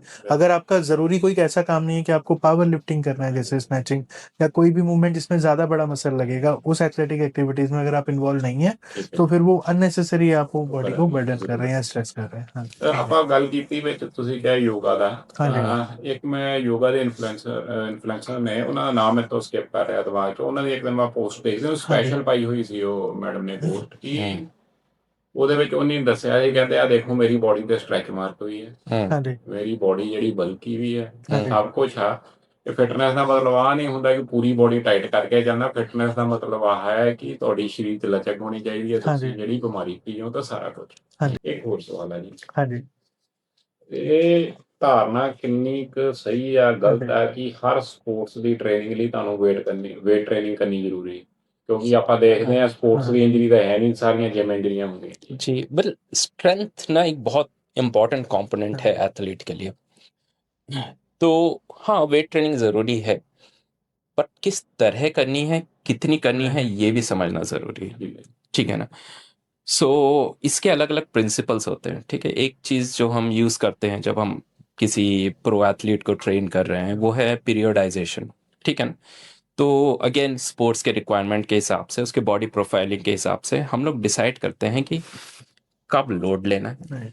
कितना लोड लेना है, हफ्ते में कितनी बार लेना है ना। और कब कब लेना है, ठीक है ना। सो उस तरह जैसे समझ लीजिए मैंने आपका पीरियडाइजेशन बनाया और हमें पता चला कि आपको हफ्ते में 2 बार लेट्स से 200 किलो उठाना है, ठीक है। और बाकी हफ्ते में हम क्या करेंगे कि आपको सेम एक्सरसाइज कराएंगे बट बहुत लो लोड से। तो इससे हम 2 चीज़ कर रहे हैं, एक तो स्ट्रेंथ डेवलप कर रहे हैं Correct. और वो जो ब्रेन बॉडी कनेक्शन है वो बेटर कर रहा है। उसको भी बेटर कर रहे हैं, क्योंकि आप वो मोशन ना बार बार रिपीट कर रहे हैं। सो वो इम्पोर्टेंट है, सो वो समझना किस तरह करना है वो जरूरी है, Right. ठीक है। ਇਹ ਗੱਲ ਫੇਰ ਘੁੰਮ ਫਿਰ ਕੇ ਉੱਥੇ ਆ ਜਾਂਦੀ ਹੈ ਕਿ ਤੁਹਾਨੂੰ ਪਤਾ ਹੋਣਾ ਚਾਹੀਦਾ ਤੁਹਾਡਾ ਅਲਟੀਮੇਟ ਗੋਲ ਕੀ ਹੈ ਤਾਂ Right. ਗੋਲ ਲਈ ਜਿਹੜਾ ਸਹੀ ਰਸਤਾ ਅਪਣਾਉਣਾ ਬਹੁਤ ਜ਼ਰੂਰੀ ਹੈ ਸਭ ਇੱਕ ਜਦ ਮੈਂ ਪੜ੍ਹਦਾ ਦੇਖਦਾ ਅਲੱਗ-ਅਲੱਗ ਆਰਟੀਕਲਸ ਪੜ੍ਹੀ ਦੇ ਮੈਗਜ਼ੀਨਸ ਦੇਖੀ ਦੀਆਂ ਜਾਂ ਵੀਡੀਓਜ਼ ਵਗੈਰਾ ਦੇਖੀ ਦੀਆਂ ਉਹਦੇ ਵਿੱਚੋਂ ਇੱਕ ਮੈਂ ਸਮਝ ਬਣਾਉਣੀ ਸ਼ੁਰੂ ਕੀਤੀ ਕਿ ਉਹ ਮੇਰੀ ਹੋ ਸਕਦਾ ਸਮਝ ਗਲਤ ਹੋਵੇ ਕਿ ਜੇ ਕਿਸੇ ਦੇ ਬੰਦੇ ਦੇ ਲੱਕ ਨੂੰ ਜਿਹਨੂੰ ਆਪਾਂ ਕਹਿੰਦੇ ਜਾਂ ਗਲੂਟਸ ਕਹਿ ਲਓ ਜਾਂ ਬਾਉਂਸ ਕਹਿ ਲਓ ਜਾਂ ਆਪਾਂ ਪੱਟ ਕਹਿ ਲਈਏ ਜਾਂ ਪੰਜਾਬੀ 'ਚ ਕਹਿੰਦੇ ਪਟਾਂ ਦੀ ਜਾਨ ਹੋਣੀ ਜੇ ਉਹ ਏਰੀਆ ਤੁਹਾਡਾ ਸਟਰੋਂਗ ਆ ਤਾਂ ਤੁਸੀਂ ਮੈਜੋਰਟੀ ਜਿਹੜੀਆਂ ਇੰਜਰੀਆਂ ਬੋਡੀ ਨੂੰ ਆਉਂਦੀਆਂ ਉਹਨਾਂ ਤੋਂ ਬਚ ਸਕਦੇ ਠੀਕ ਹੈਗਾ नहीं ये एब्सोल्यूट नहीं है।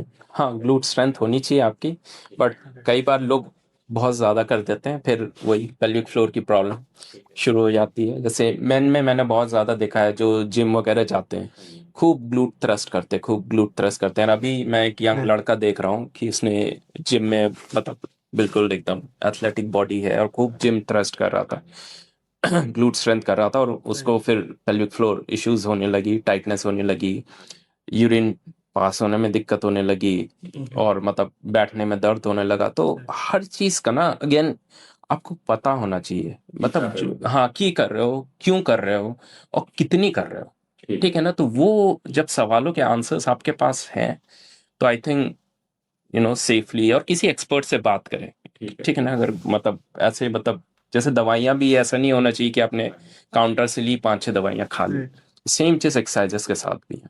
ठीक है एक पेनल्टीमेट क्वेश्चन अपनी पॉडकास्ट का है पर मैं लिखਿਆ ਵੀ ਨਹੀਂ ਹੋਈ ਦਿਮਾਗ 'ਚ ਕਿ ਜਿੱਦਾਂ ਅਸੀਂ ਬੋਡੀ ਬਿਲਡਰ ਦੇਖਦੇ ਆ ਮਿਸਟਰ ਲੰਬੀਆ ਮੁੰਡੇ ਆ ਉਹ ਆਪਾਂ ਜਦ ਦੇਖਦੇ ਆ ਤਾਂ 365 ਦਿਨ ਆ ਸਾਲ ਦੇ 365 ਡੇਜ਼ ਦੇ ਵਿੱਚੋਂ ਸਿਰਫ ਉਹ 5 ਦਿਨ ਹੀ ਉਸ ਪੀਕ ਤੇ ਹੁੰਦੇ ਆ ਉਹ ਲੈ ਕੇ ਆਉਂਦੇ ਬੋਡੀ ਨੂੰ ਉਸ ਤੋਂ ਬਾਅਦ ਫੇਰ ਉਹ ਕੀ ਕਰਦੇ ਆ ਸਾਰਾ ਕੁਝ ਛੱਡ ਦਿੰਦੇ ਬੋਡੀ ਨੂੰ ਰੈਸਟ ਦਿੰਦੇ ਆ ਉਹ ਕਹਿੰਦੇ ਬੋਡੀ ਨੀਡਸ ਟੂ ਬਰੀਥ ਬਹੁਤ ਸਾਰੇ ਮੁੰਡੇ ਇਸ ਕਰਕੇ ਗੇਮ ਵੀ ਛੱਡਦੇ ਇੱਕ ਪਿੱਛੇ ਮੈਂ ਉਹਦਾ ਸੁਣਦਾ ਮੈਨੂੰ ਨਾ ਚੇਤੇ ਭੁੱਲ ਜਾਂਦਾ ਤਾਂ ਉਹ ਮਿਸਟਰ ਫਿਜ਼ੀਕ ਲਗਾਤਾਰ ਰਿਹਾ ਉਹ ਕਹਿੰਦਾ ਮੇਰੀ ਫੈਮਿਲੀ ਆ ਸਾਰਾ ਕੁਝ ਮੈਂ ਉਹਦੇ ਉੱਤੇ ਕੰਸਨਟਰੇਟ ਕਰਨਾ ਚਾਹੁੰਦਾ ਮੈਂ ਨਹੀਂ ਇਹਨੂੰ ਕਰ ਸਕਦਾ ਤਾਂ ਏਦਾਂ ਹੀ ਆਹ ਸਵਾਲ ਆ ਆਮ ਲੋਕਾਂ ਦੀ ਜਿਹੜੇ ਆਮ ਲੋਕ ਜਿਮ ਜਾਂਦੇ ਆ ਜਾਂ ਆਮ ਲੋਕ ਗੇਮ ਖੇਡਦੇ ਆ ਕਿ ਆਹ ਗੱਲ ਸਮਝਣੀ ਕਿੰਨੀ ਕੁ ਜ਼ਰੂਰੀ ਹੈ ਕਿ 365 दिन लगातार बॉडी इको तरह की परफॉर्मेंस नहीं दे सकती तो सानू उत्थे तक नहीं पुश करना।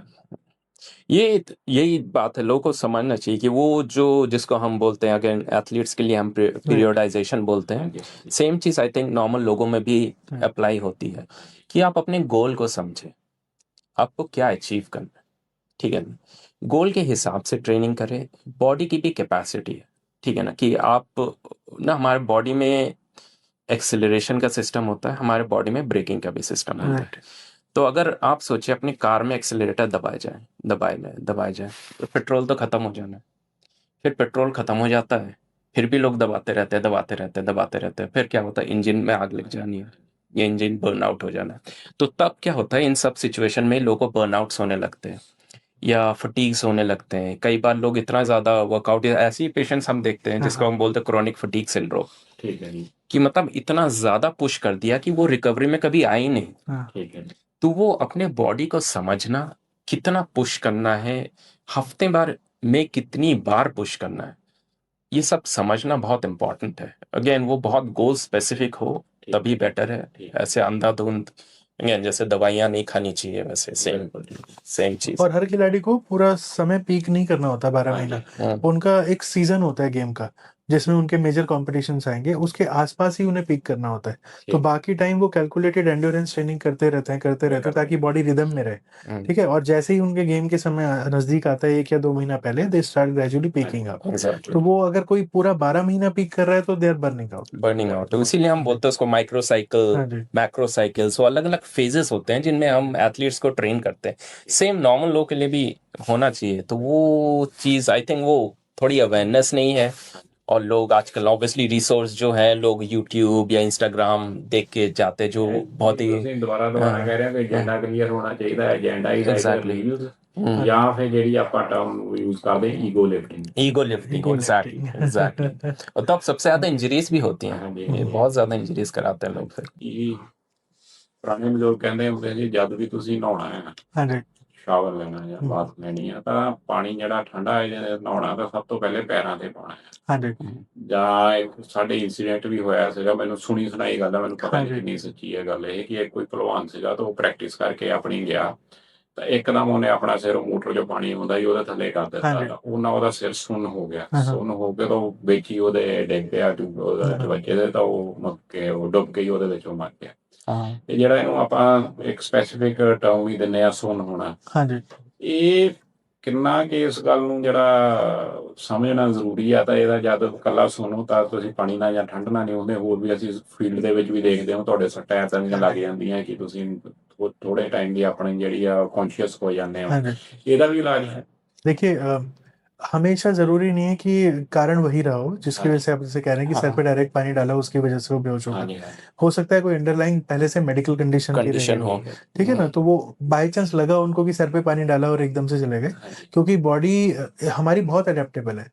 ठीक। ऐसा नहीं है कि हम अभी खेल कर आए हैं सर पे पानी डालेंगे और इमिडिएटली कोई रिस्पॉन्ड करेगा। हाँ जी, हाँ, थोड़ा बहुत, ज्यादातर आप सुनते होंगे सर्द गर्म हो गया, ये हो गया, हाँ जी, पर वो इतना जल्दी इफेक्ट नहीं करता कि आपका ब्रेन फ्रीज हो जाएगा या आप बेहोश होकर गिर जाएंगे सर पे पानी डालने से। ठीक। ठीक है, तो अब आपने सुना होगा लोग फ्रॉस्ट बर्फ के पानी में भी नहाते हैं आजकल। ठीक है ना, तो जो आइस बाथ वगैरह लेते हैं वो 2-3 मिनट के लिए अपना एकदम सुन पानी के अंदर जाके, पर फिर भी वो आराम से बाहर निकल आते हैं। हाँ जी, ठीक है ना, तो वो तो एज ए थेरेपी भी ली जाती है। हाँ जी। तो मेरे को लगता है कि शायद कोई मेडिकल अंडरलाइंग कॉज रहा होगा जिसकी वजह से ऐसी तकलीफ है, ऐसे वरना ऐसा कुछ है नहीं है। ਠੀਕ ਹੈ। मैं ਇੱਕ समझता हूँ। ਆਈਸ ਬਾਥ ਤੇ ਵੀ ਆਪਾਂ ਹੁਣ ਗੱਲ ਕਰਦੇ ਹਾਂ ਹਾਂਜੀ। ਕਿ ਜਿਹੜਾ ਆਈਸ ਬਾਥ ਹੈ ਇਹਦੇ ਵਿੱਚ ਇੱਕ ਬੜਾ ਡਿਬੇਟੇਬਲ ਇਸ਼ੂ ਆ ਕਿ हाँ जी। ਕੁਝ ਲੋਕ ਕਹਿੰਦੇ ਲੈਣੀ ਚਾਹੀਦੀ, ਕੁਝ ਕਹਿੰਦੇ ਨਹੀਂ ਲੈਣੀ ਚਾਹੀਦੀ।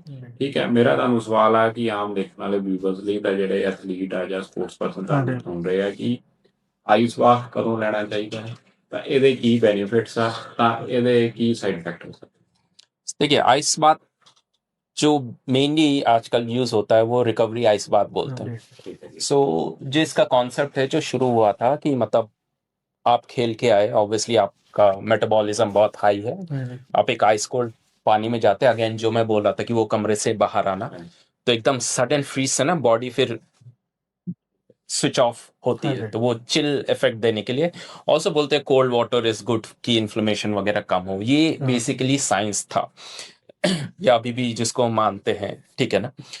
सो ओवर द इयर्स जब रिसर्चेस हुई तो उन्होंने देखा कि ठीक है उसका कुछ इफेक्ट है, बट ये इतना जो क्लेम होता है वैसा नहीं है। हाँ। क्या यूज करनी चाहिए? हाँ, अगर आपको अपने लिए बेनिफिशियल लगता है, अगेन सबका अलग अलग स्ट्रैटेजी होता है कूल डाउन करने का, और आपको लगता है आपके लिए बेनिफिशियल है, आप कर सकते हैं, उससे कोई ऐसा नुकसान नहीं है। ठीक है ना। So you can use it to cool down, और वो जो रैपिड शट डाउन हम बोलते हैं उसके लिए आप यूज कर सकते हैं।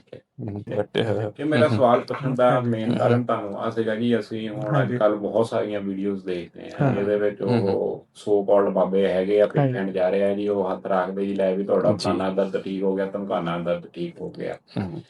ये सच्ची ज्यादा ठीक हो जाता है। तो पेशेंट ही बता सकते हैं। आई थिंक वो ना एक फेथ की बात है कि लोग उस फेथ को किस तरह लेते हैं। ठीक है ना।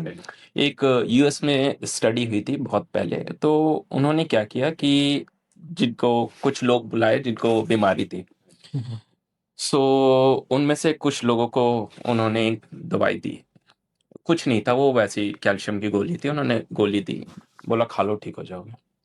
उन्होंने खाई। फिर एक ग्रुप को एक नर्स ने गोलियां दी, बोलो ठीक हो जाओगे। फिर तीसरा ग्रुप जो था उनको डॉक्टर ने क्लिनिक पे बुलाया और डॉक्टर ने अपने हाथ से दवाई दी और उनको बोला मेरे सामने खाओ। तो आप सोचिए सबसे अच्छे ठीक कौन से वाले पेशेंट्स हुए होंगे। लचीली कैटेगरी है।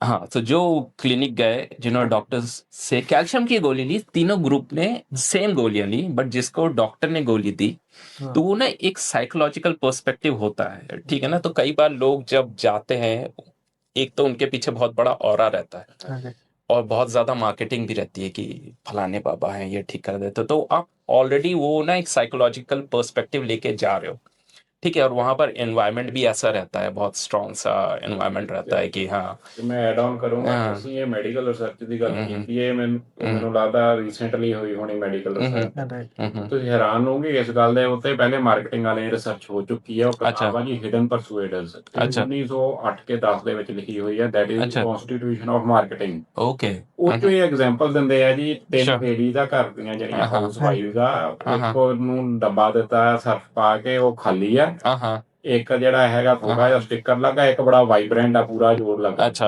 हाँ ਠੀਕ ਹੈ ਤਾਂ ਉਹਨੂੰ ਤਿੰਨ ਡੱਬੇ ਦਿੱਤੇ ਤਾਂ ਸਭ ਤੋਂ ਵਧੀਆ ਸਰਫ ਉਹ ਵਾਲਾ ਲੱਗਾ ਜਿੱਤੇ ਸਾਰਾ ਡੱਬੇ ਤੇ ਜ਼ੋਰ ਲੱਗਾ ਹੋਇਆ हाँ, that's how I think everybody is ਮਤਲਬ at psychology the end of ਦਾ ਡੇ ਤੁਹਾਡੀ ਸਾਈਕੀ ਵੀ ਜਿਹੜੀ ਉਹ ਉਹਦੇ ਵਿੱਚ ਉਹ हाँ, so वो ਆਉਂਦੀ ਹੈ। exactly ਡਾਕਟਰ ਸਾਹਿਬ ਹੁਣ ਆਪਾਂ ਤੁਹਾਡੇ ਨਾਲ ਰੈਪਿਡ ਫਾਇਰ ਹਾਂਜੀ ਹਾਂਜੀ ਬਿਲਕੁਲ 10 ਕੁਐਸਚਨ ਮੈਂ ਫਾਇਰ ਕਰੂੰਗਾ ਤੁਹਾਡੇ ਤੇ ਹੁਣ ਆਪਾਂ ਰੈਪਿਡ ਫਾਇਰ ਸ਼ੁਰੂ ਕਰਦੇ ਹਾਂ ਹਮ। ਕਿ ਯੂ ਬੀਇੰਗ ਐ ਡਾਕਟਰ ਤੁਸੀਂ ਹਨਾ ਹਮ। ਜਦ ਮੇਰੇ ਵਰਗਾ ਕੋਈ ਬੰਦਾ ਦਰਵਾਜ਼ੇ ਤੋਂ ਅੰਦਰ ਵੜਿਆ ਤੁਹਾਡੇ ਕਲੀਨਿਕ ਦੇ ਵਿੱਚ ਤੁਸੀਂ ਦੇਖ ਕੇ ਉਹਨੂੰ ਦੱਸ ਸਕਦੇ ਹੋ ਕਿ ਇਹਦੀ ਕੀ ਬੈਕਗ੍ਰਾਉਂਡ ਹੈ ਜਾਂ ਕੀ ਪ੍ਰੋਫੈਸ਼ਨ ਹੋਊਗਾ ਜਾਂ ਕੀ ਕੰਮ ਕਰਦਾ ਜਾਂ ਬੇਸਿਕਲੀ ਉਹਦਾ ਲਾਈਫ ਸਟਾਈਲ ਕੀ ਹੈ हाँ श्योर कुछ नहीं का तो टाइम देखिए देखते ही पता चल जाता है। जैसे अभी कुछ दिन पीछे की बात है, एक प्रोफेशनल बास्केटबॉल प्लेयर है, ठीक है। जैसे ही वो मेरे कमरे में घुसे मैंने ऐसे उनको उठा कर देखा और मैंने उनसे तुरंत ही पूछ लिया आप बास्केटबॉल खेलते हैं? अरे सर आपको कैसे पता चला?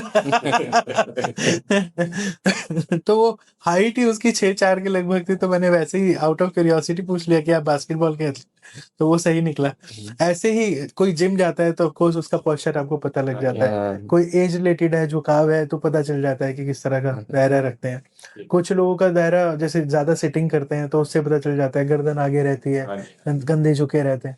तो वो हमें जब पेशेंट चल कर आता है ना तो आइडिया कुछ कुछ लग जाता है।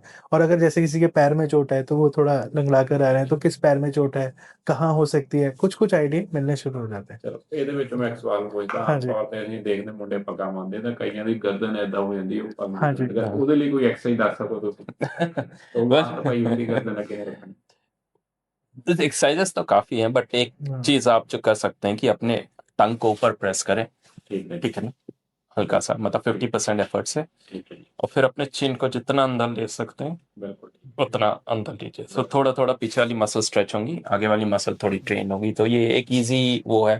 बल्कि मैं लोगों से ऐसे नॉर्मली बोलता हूँ, ये मैं खुद भी करता हूँ कि दिन भर, क्योंकि हमारा जो ये है ना तो ये बहुत सस्टेन हो गया, तो हम ऑपोजिट मसल ट्रेन ही नहीं मतलब करते। पेशेंट लेटा है तो मोस्टली झुककर ही काम कर रहे होते हैं हाँ। पेशेंट के ऊपर, तो हमारा भी पोस्चर थोड़ा रिफ्लेक्ट जाता है करने, बिल्कुल तो उसके लिए हमें भी ये करना पड़ता है चलो रेगुलर। ਤਾਂ हाँ जी। ਕੋਈ ਇਹੋ ਜੀ weirdest पेन कंप्लेंट ਤੁਸੀਂ ਅੱਜ ਤੱਕ ਸੁਣੀ ਹੋਵੇ ਕਿ मेरे यहाँ से लेके नाखून तक दर्द दर्द होता है। है। एक और का ऐसे मोस्टली होता है, जैसे पेशेंट आए कि मेरे घुटने में दर्द है, घुटने में दर्द, और कोई तकलीफ है? नहीं तकलीफ है, पूरा इलाज करा लिया, फिर जब हो गया है तो सर देखना मेरे ना इधर घुटने में भी तकलीफ होती है, मेरे ये एडी में भी दर्द है, एक बार गए गर्दन भी दर्द करती है, एक बार आप चेक कर लेंगे।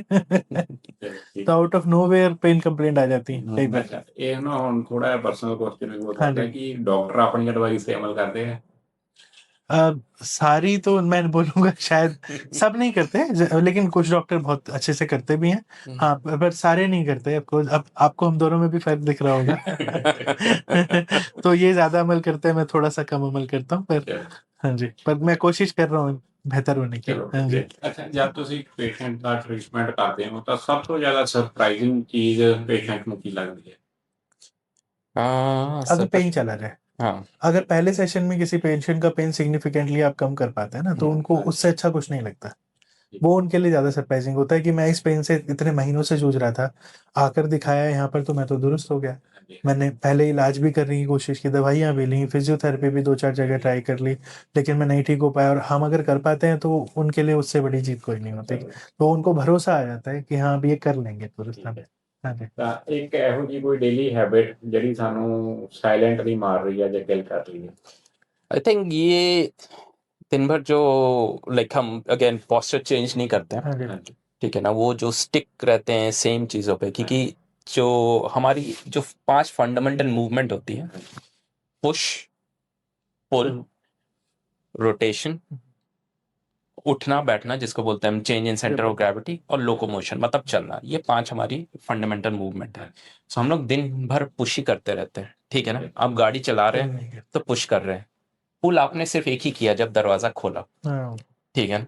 सो हमारी पुश इतनी बढ़ गई है कि हम पुल कर ही नहीं रहे। तो वो आई थिंक बहुत ज़रूरी है लोगों को समझना कि थोड़ी पुल एक्टिविटीज भी ऐड करें, सिर्फ दिन भर पुश ना करें। पुल आपको सीधा रखता है। हाँ ਇੱਕ ਆਪਾਂ ਚਿਕਨ ਵਿੰਗਸ ਖਾਈਦੇ ਆ ਜੀ, ਹਾਂਜੀ। ਉਹ ਕਹਿੰਦੇ ਉਹ ਚ ਜਾਨ ਬਹੁਤ ਹੁੰਦੀ ਕਿਉਂਕਿ ਉਹ ਚਿਕਨ ਹਾਂ ਨਹੀਂ ਹੁੰਦਾ ਤਾਂ ਹਾਂ ਆਪਣੇ ਵੀ ਆਹ ਵਿੰਗਸ ਆ ਆਹ ਜਿਹੜਾ Exactly. ਮਸਲਾ ਕਿੰਨਾ ਅੰਡਰਰੇਟਡ ਮਸਲਾ ਜੀ ਜਿਹੜਾ ਆਪਣਾ ਆਹ ਹੈ।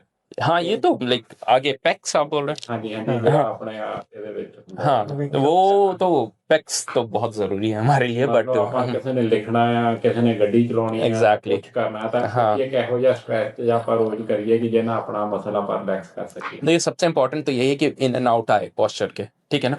स्ट्रेचेस, कोई भी हैबिचुअल चीज को ना स्ट्रेचेस चेंज नहीं कर सकती है। ठीक है। मतलब किसी स्ट्रेच को आपको बहुत ज्यादा करना पड़ेगा कि वो मसल में चेंज आए।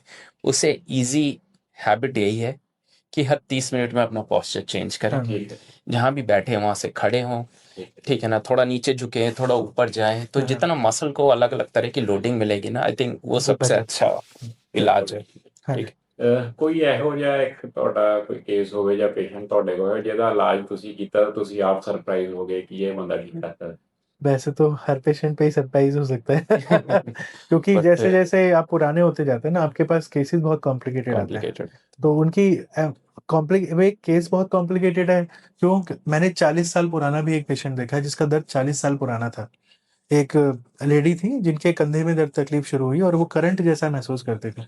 करंट भी इतना तेज बाजू में कि जैसे कि मतलब आप कुछ भी नहीं कर सकते और दर्द में कहरा रहे हो, चिक रहे हो। सोचिए 60 साल के करीब उनकी उम्र है और 40 साल से वो यही दर्द में जी रही हैं।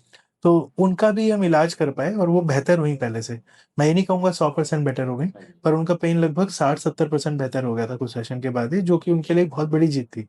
मैं खुद भी बहुत खुश था कि मैं ये कर पाया, क्योंकि 40 साल पुराना दर्द मैंने पहली बार लिया था ठीक है। लाइफ में। तो ऐसे भी पेशेंट आते हैं। हाँ, 10 से 12-15 साल पुराने पेशेंट तो बहुत भर कर आते हैं, लेकिन 40-45 साल पुराना पेशेंट दर्द वाला मैंने पहली बार देखा था। हाँ जी। ਇਹ ਜ਼ਿਆਦਾ ਮੁਸ਼ਕਲ ਕੀ ਹੁੰਦਾ ਜੀ, ਦਰਦ ਨੂੰ ਠੀਕ ਕਰਨਾ ਕਿ ਆਪਣੀਆਂ ਆਦਤਾਂ ਨੂੰ ਸੁਧਾਰਨਾ?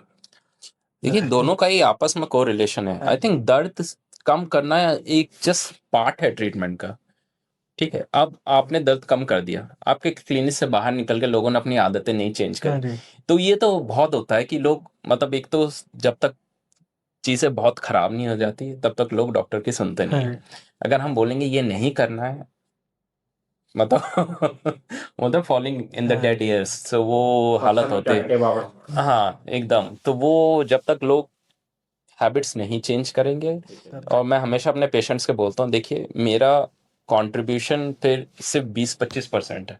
ठीक है। आपने मेहनत करनी है, आपने डिसिप्लिन होना है, आपका 80-85% है। तो वो आप सोच लीजिए कि आप वो टाइम दे सकते हैं तो आप मेरे साथ काम करिए। ਜੇ ਸਾਡੀ ਬੋਡੀ ਨੇ ਸਾਨੂੰ ਇੱਕ WhatsApp ਮੈਸੇਜ, ਟੈਕਸਟ ਮੈਸੇਜ ਕਰਨਾ ਹੋਵੇ ਤਾਂ ਕੀ ਕਰੂਗੀ ਉਹ? खड़ जा खड़ जा खड़ जा। पूरा दिन लगे रहते हैं हम लोग। हाँ, तो हमारा take a actually break. Mental labour तो रहता है, फिजिकल लेबर भी काफी रहता है एक थेरेपिस्ट का। और कई बार नॉन स्टॉप जैसे पेशेंट बैक टू बैक देखते रहते हैं, शरीर थक जाता है। अब मैं जैसे 2 हफ्ते से मैं कोशिश कर रहा हूँ, मुझे थोड़ी छुट्टी मिल रही है, पर छुट्टी का टाइम ही नहीं मिल रहा है। तो देखते हैं एक आध हफ्ते में 1-2 दिन का ब्रेक लेंगे। ਜਿਹਨੂੰ ਪੰਜਾਬੀ 'ਚ ਆਪਾਂ ਕਹਿੰਦੇ ਸਾਹ लेना। हाँ, साल लेना। आई थिंक हाँ, ये साल सबके लेना। लिए इम्पोर्टेंट है। इसीलिए संडे हम ऑफ भी रखते हैं। मतलब संडे को हम पेशेंट कोशिश करते हैं कि नहीं लें, क्लोज क्लिनिक ही क्लोज रखते हैं सबके लिए, ताकि शरीर को आराम मिले, थोड़ा रिकवरी मिले। मैं तो जाकर कहीं आराम से पहाड़ पर बैठ के सनसेट, सनराइज सनसेट देखता हूँ, अच्छा सा पराठा खाया, चाय पी और वापस आ गए। उससे अच्छा आराम कहीं नहीं मिलता। ਸਾਨੂੰ ਸਮਾਂ ਨਹੀਂ ਇਜਾਜ਼ਤ ਦੇ ਰਿਹਾ, ਅਸੀਂ ਵਾਤਾਵਰਨ ਨੂੰ ਅੱਗੇ ਹੋਰ ਵਧਾ ਸਕੀਏ। ਹਾਂ। ਤੁਹਾਡੇ ਦੋਨਾਂ ਨਾਲ, ਡਾਕਟਰ ਸਾਹਿਬ ਨਾਲ ਮੈਨੂੰ ਗੱਲ ਕਰਕੇ ਇੱਕ ਗੱਲ ਹੁਣ ਸਮਝ ਲੱਗੀ ਕਿ ਇਹ ਸਮੱਸਿਆ ਪਹਿਲੇ ਸਾਡੀ ਸੋਚ ਦੀ ਆ, ਫਿਜ਼ੀਕਲ ਸਮੱਸਿਆ ਬਾਅਦ ਚੋਂ। ਜੇ ਆਪਾਂ ਆਪਣੀ ਸੋਚ ਠੀਕ ਕਰ ਲਈਏ, ਆਪਣੇ ਆਪ ਨੂੰ ਹੋਰ ਅਵੇਅਰ ਰੱਖੀਏ, ਤਾਂ ਹੋ ਸਕਦਾ ਕਿ ਸਾਨੂੰ ਕਦੀ ਬਿਮਾਰੀਆਂ ਆਉਣ। ਤੇ ਸਾਡੇ ਵਿਊਅਰਸ ਨੂੰ ਸਾਡਾ ਪ੍ਰੋਗਰਾਮ ਕਿੱਦਾਂ ਲੱਗਾ, ਸਾਡੇ ਨਾਲ ਆਪਣੇ ਜਿਹੜੇ ਵਿਚਾਰ ਜ਼ਰੂਰ ਸਾਂਝੇ ਕਰਿਓ। ਅਸੀਂ ਡਾਕਟਰ ਸਾਹਿਬ ਦਾ ਜਿਹੜਾ ਫੋਨ ਨੰਬਰ ਵੀ ਇਹਦੇ ਵਿੱਚ ਸ਼ੇਅਰ ਕਰਾਂਗੇ, ਜੇ ਕਿਸੇ ਨੂੰ ਕੋਈ ਸਮੱਸਿਆ ਹੈ ਜਾਂ ਕੰਸਲਟੈਂਸੀ ਲੈਣਾ ਚਾਹੁੰਦੇ ਡਾਕਟਰ ਸਾਹਿਬ ਨਾਲ ਬੇਝਿਜਕ ਹੋ ਕੇ ਗੱਲ ਕਰ ਸਕਦੇ। ਤੇ ਜੇ ਸਾਡਾ ਅੱਜ ਦਾ ਪੋਡਕਾਸਟ ਤੁਹਾਨੂੰ ਪਸੰਦ ਆਇਆ ਕਾਈਂਡਲੀ ਇਹਨੂੰ ਲਾਈਕ ਕਰੋ, ਸਬਸਕ੍ਰਾਈਬ ਕਰੋ, ਸ਼ੇਅਰ ਕਰੋ। ਬਹੁਤ ਬਹੁਤ ਧੰਨਵਾਦ। ਸਤਿ ਸ਼੍ਰੀ ਅਕਾਲ।